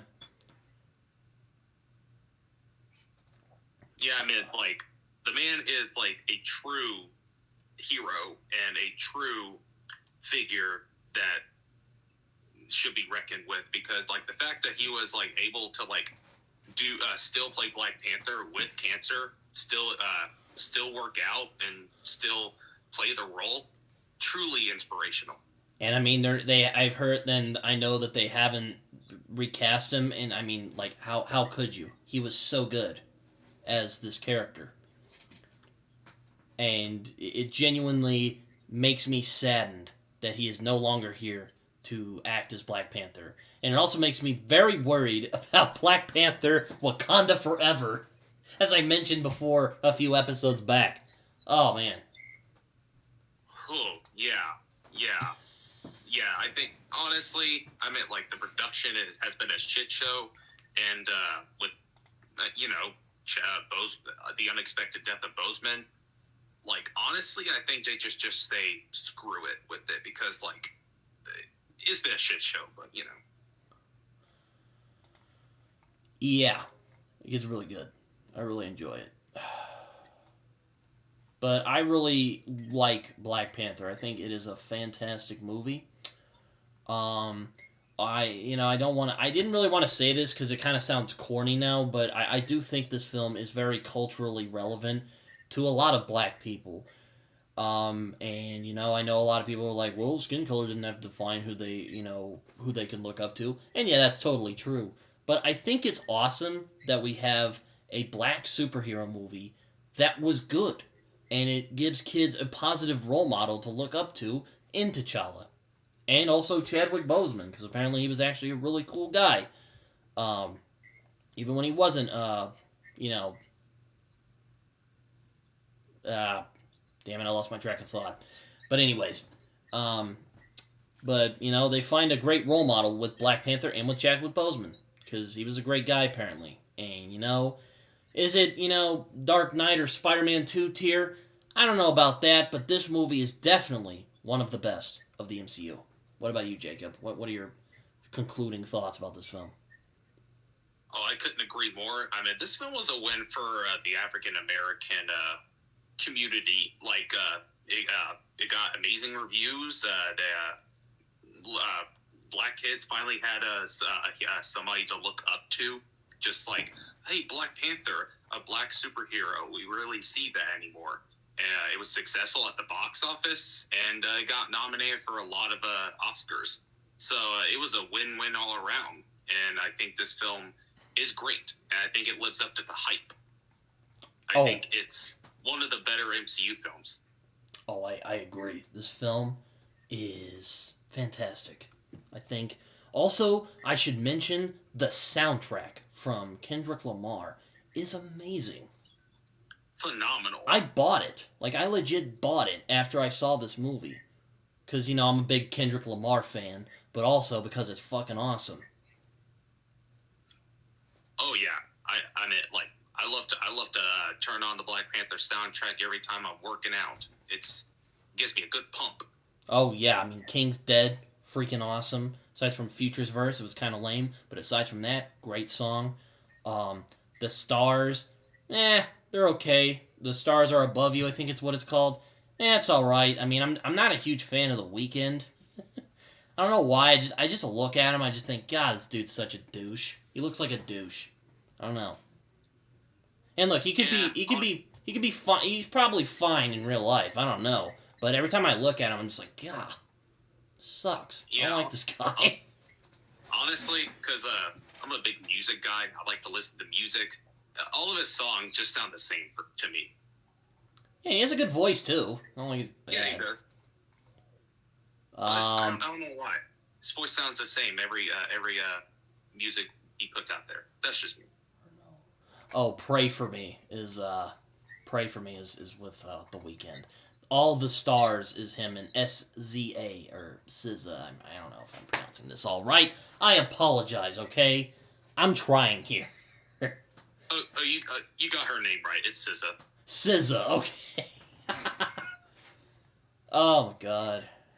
Yeah. But the soundtrack is amazing. I'm not trying to, diss anyone on the soundtrack. It is fantastic. Very good stuff. I love it. It's one of my favorite soundtracks ever in a comic book movie. Oh, most definitely. I mean, it's just a good movie, man. And also, especially, again, back with they're really embracing the cultural roots. I love it. It's great. Indeed. So that was Black Panther. I give it an 8 out of 10 if we're talking about, number ratings. If we're talking about stars, then it's a good 4 out of 5. And also, way better than Spider-Man 3. How about you, Jacob? For me, solid A-.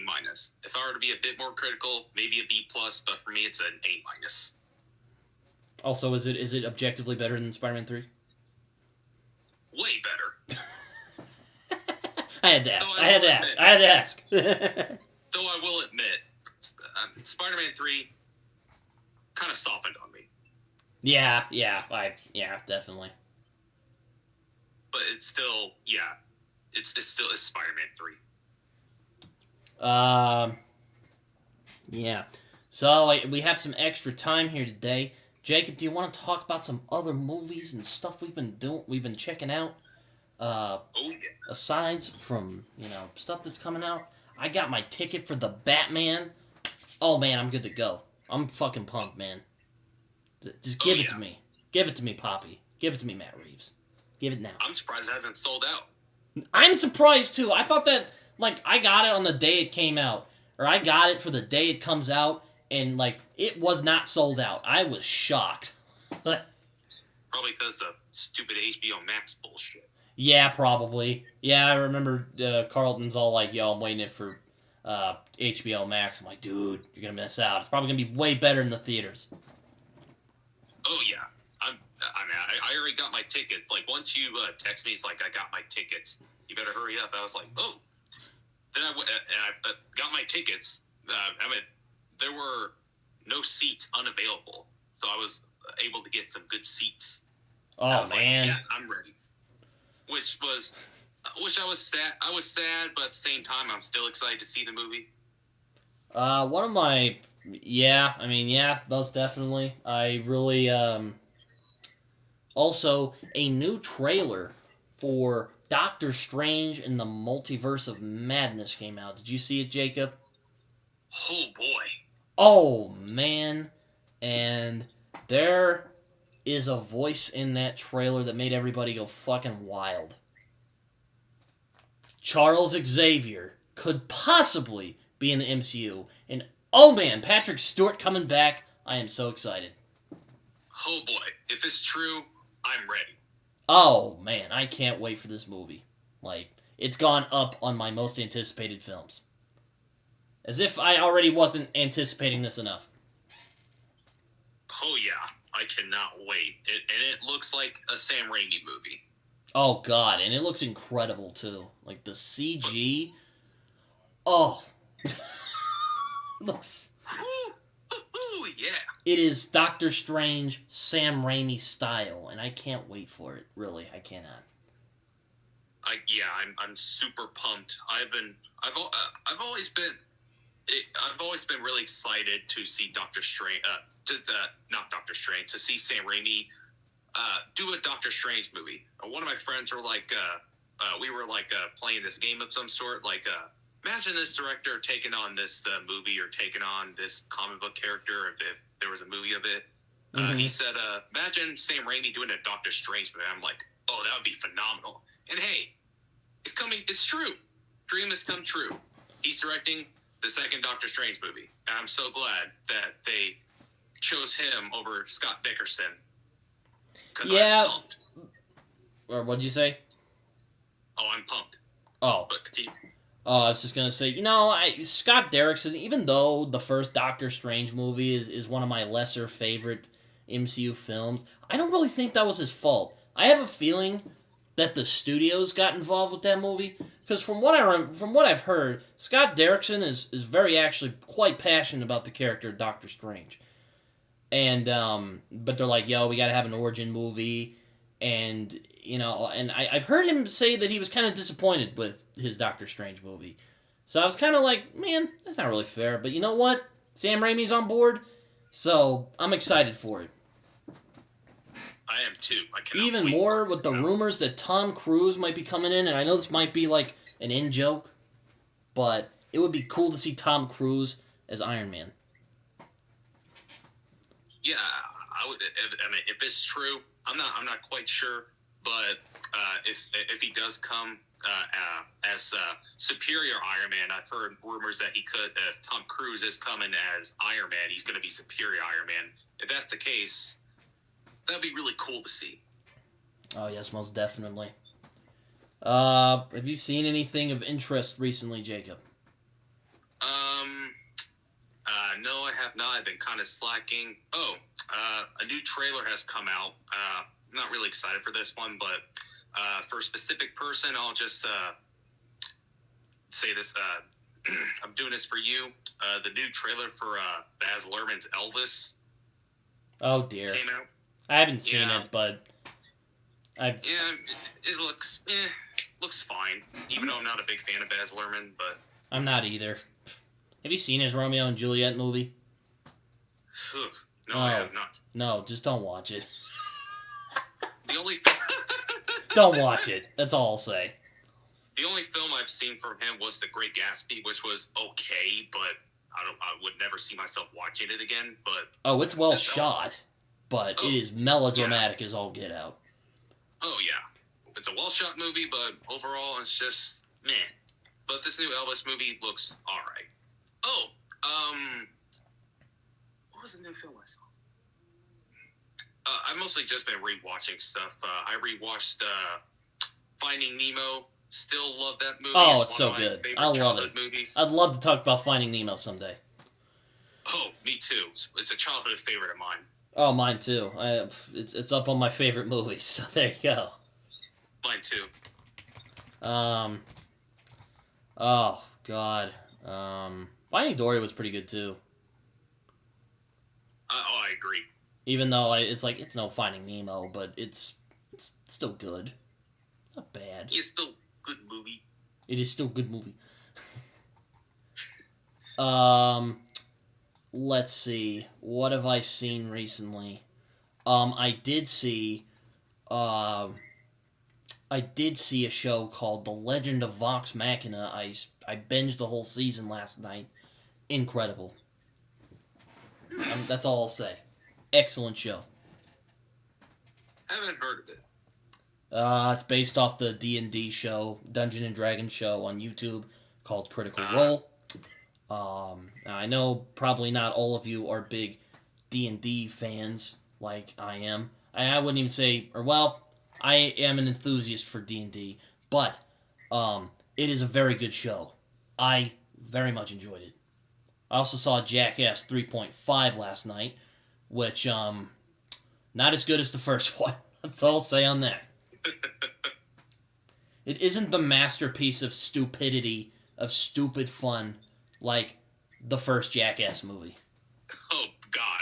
It's the king of just pure stupidity. Oh, God. Dumbness. Like, there were a couple of shots that are scarred in my memory, like the fat guy from Jackass, his gigantic ball sack getting hit by a tennis ball, and a couple of surprise nut shots in the movie, as well as one of the other guys swinging his, pecker around. So, yeah, that was fun. That's ingrained in my memory. So, thank you, Jackass. But aside from that, what else have I seen recently?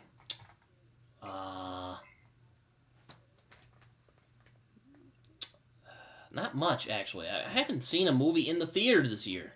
It's nuts. Me either. I'm gonna see No Way Home for the 5th time. See it for a 5th time. Nice. I just bought tickets yesterday. I'm gonna see it one last time, 5 times in a row. that's awesome. Oh man, I didn't know it was still in theaters. It must have here. Oh yeah, I also heard No Way Home is like right behind Avatar. So I'm like, oh dear. Let's hope James Cameron doesn't get petty again and like re-releases it again. Better not. God. I also completed Zack Snyder's Justice League a few weeks back, which I think we talked about last episode. Yeah. Yeah, I have thoughts on that movie, but and man, I missed out. Yeah, I was gonna have Jacob call me and we were gonna kind of talk about it while we were watching it, but that didn't really work out. So, I will say that Zack Snyder's Justice League didn't need to be 4 hours.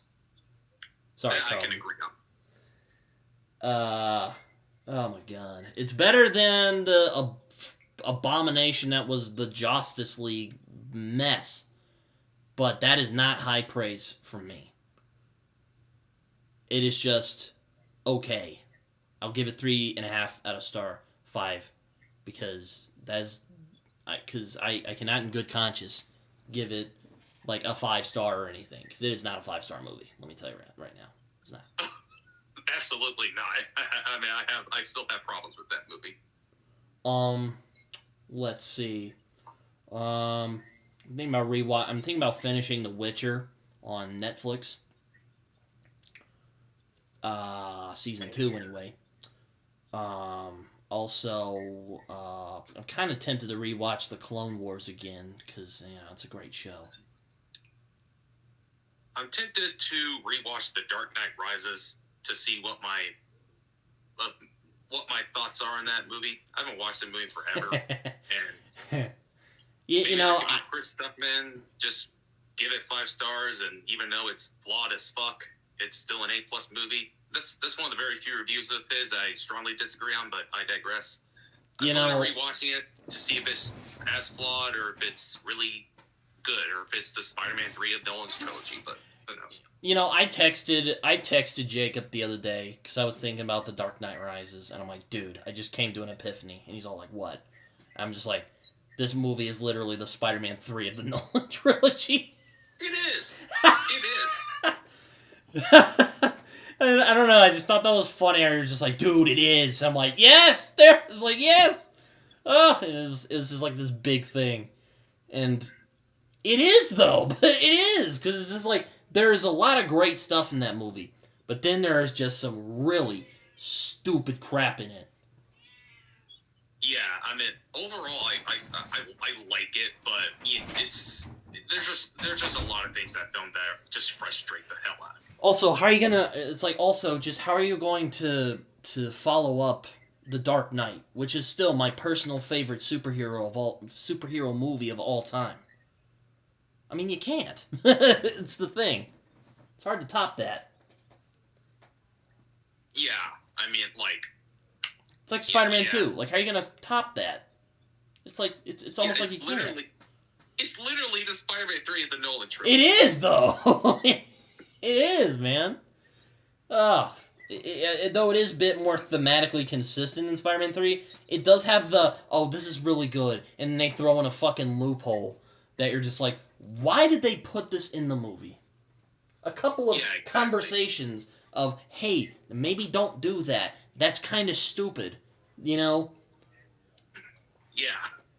It's Christopher Nolan, and I know a lot of his fans tend to get really defensive, which, look, man, we're not saying we hate his movies or anything. Look, Prestige, fantastic movie.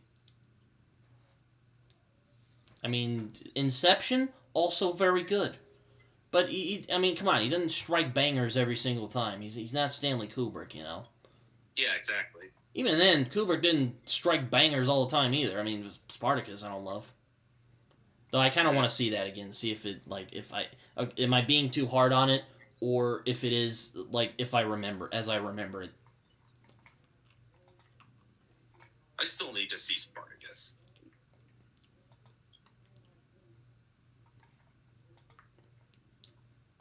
But yeah, Dark Knight Rises, literally it's Spider-Man 3 of Nolan's trilogy. I mean, no jazz stuff, but still a lot of things in that film that are just frustrating. Yeah. That's the best way to describe it. Oh, God. Oh, man. It's like Zack Snyder's Watchmen. Yes, exactly. Which, you know, I mean, I am a huge Alan Moore fan, so I hold his work in very high esteem.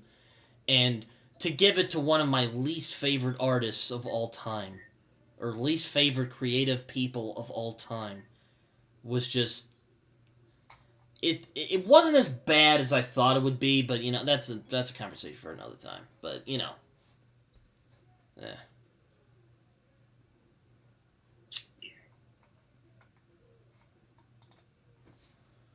But, yeah. Oh, God. I also beat The Witcher 3. I beat the DLC. I beat The Heart of Stone and Blood and Wine. I think Heart of Stone is a lot better. Or I liked it more, I should say that. I know there might be triggered comments about how I'm gay, and The Witcher 3... Blood and Wine is the better DLC, and that I have a small penis. But, you know, I accept that. Let's see. What are some other films or anything that we've watched? I mean, I could rant about Star Wars again for another hour, but, you know, I'm kind of repetitive after a couple episodes ago. Yeah, that's another thing if we ever do talk about Star Wars on here. Oh, man. Love to talk about Star Wars. Me too. What are some other movies that are going to come out soon? The new Uncharted movie is out, which I'm not sure about, but... I haven't seen it. Don't plan on seeing it, because I've heard it's actually fun, but I don't know. I mean, it looks generic. Yeah, it just looks like the quintessential Hollywood movie of all time. Yeah, it's like... It's the most... What's the best way to say it? It's the movie that's in, like, the movie world, where it's, like, so Hollywood. Yeah, exactly. It's the most Hollywood film of all time. I might go see it just to review it, but not excited. Yeah, I mean, you know how it is in January and February? It's kind of the dead months of movies, really. Yeah. Now, there are exceptions like Black Panther, which came out in February and was actually good, but that's more of the exception than the rule. Mm-hmm. Oh, yeah, there is also Nope. The trailer for Nope came out. Oh, yes. And very vague, but, you know, I kind of appreciate that. I don't know what the fuck they're going for with this movie, but I'm curious to see what it'll be. I have no idea what it's about, but I'm excited to see what Jordan Peele does next. Yeah, it looks like it'll be pretty trippy. Oh yeah, it looks like a Jordan Peele movie. Oh yes. Death on the Nile has come out, which I'm not too sure of. I don't really like Kenneth Branagh all that much. I don't want to see that movie. I saw Murder in the Orient Express, and it made me read the book, and I really liked the book. And I don't like those prim and proper mysteries, as I've said before. I don't like them. I don't like the, oh yes, someone got murdered today. Oh, I need a cup of tea. I don't like that. Yeah. If you want to take me to like a hard-boiled crime movie, oh fuck yes, I'll take that. But Sherlock Holmes, that's different. I like Sherlock Holmes. That's probably the only closest like prim and proper detective that I'll look into. But I think Sherlock Holmes is an exception. But aside from that, I don't really like those old school prim and proper. Oh yeah, and Knives Out because it kind of pokes fun at the genre. But aside from that, I'm not a fan of those types of films. Yeah, me either. Though I will say, I quite enjoyed Murder on the Orient Express. That's like that's his only good film for him, in my opinion, because I'm not a big Kenneth Branagh fan. Most of his films have either been mediocre or just plain out bad. I would recommend his Shakespeare movies, because those are usually really good. Also, Thor wasn't that bad, even though I think it's a really mediocre, forgettable film.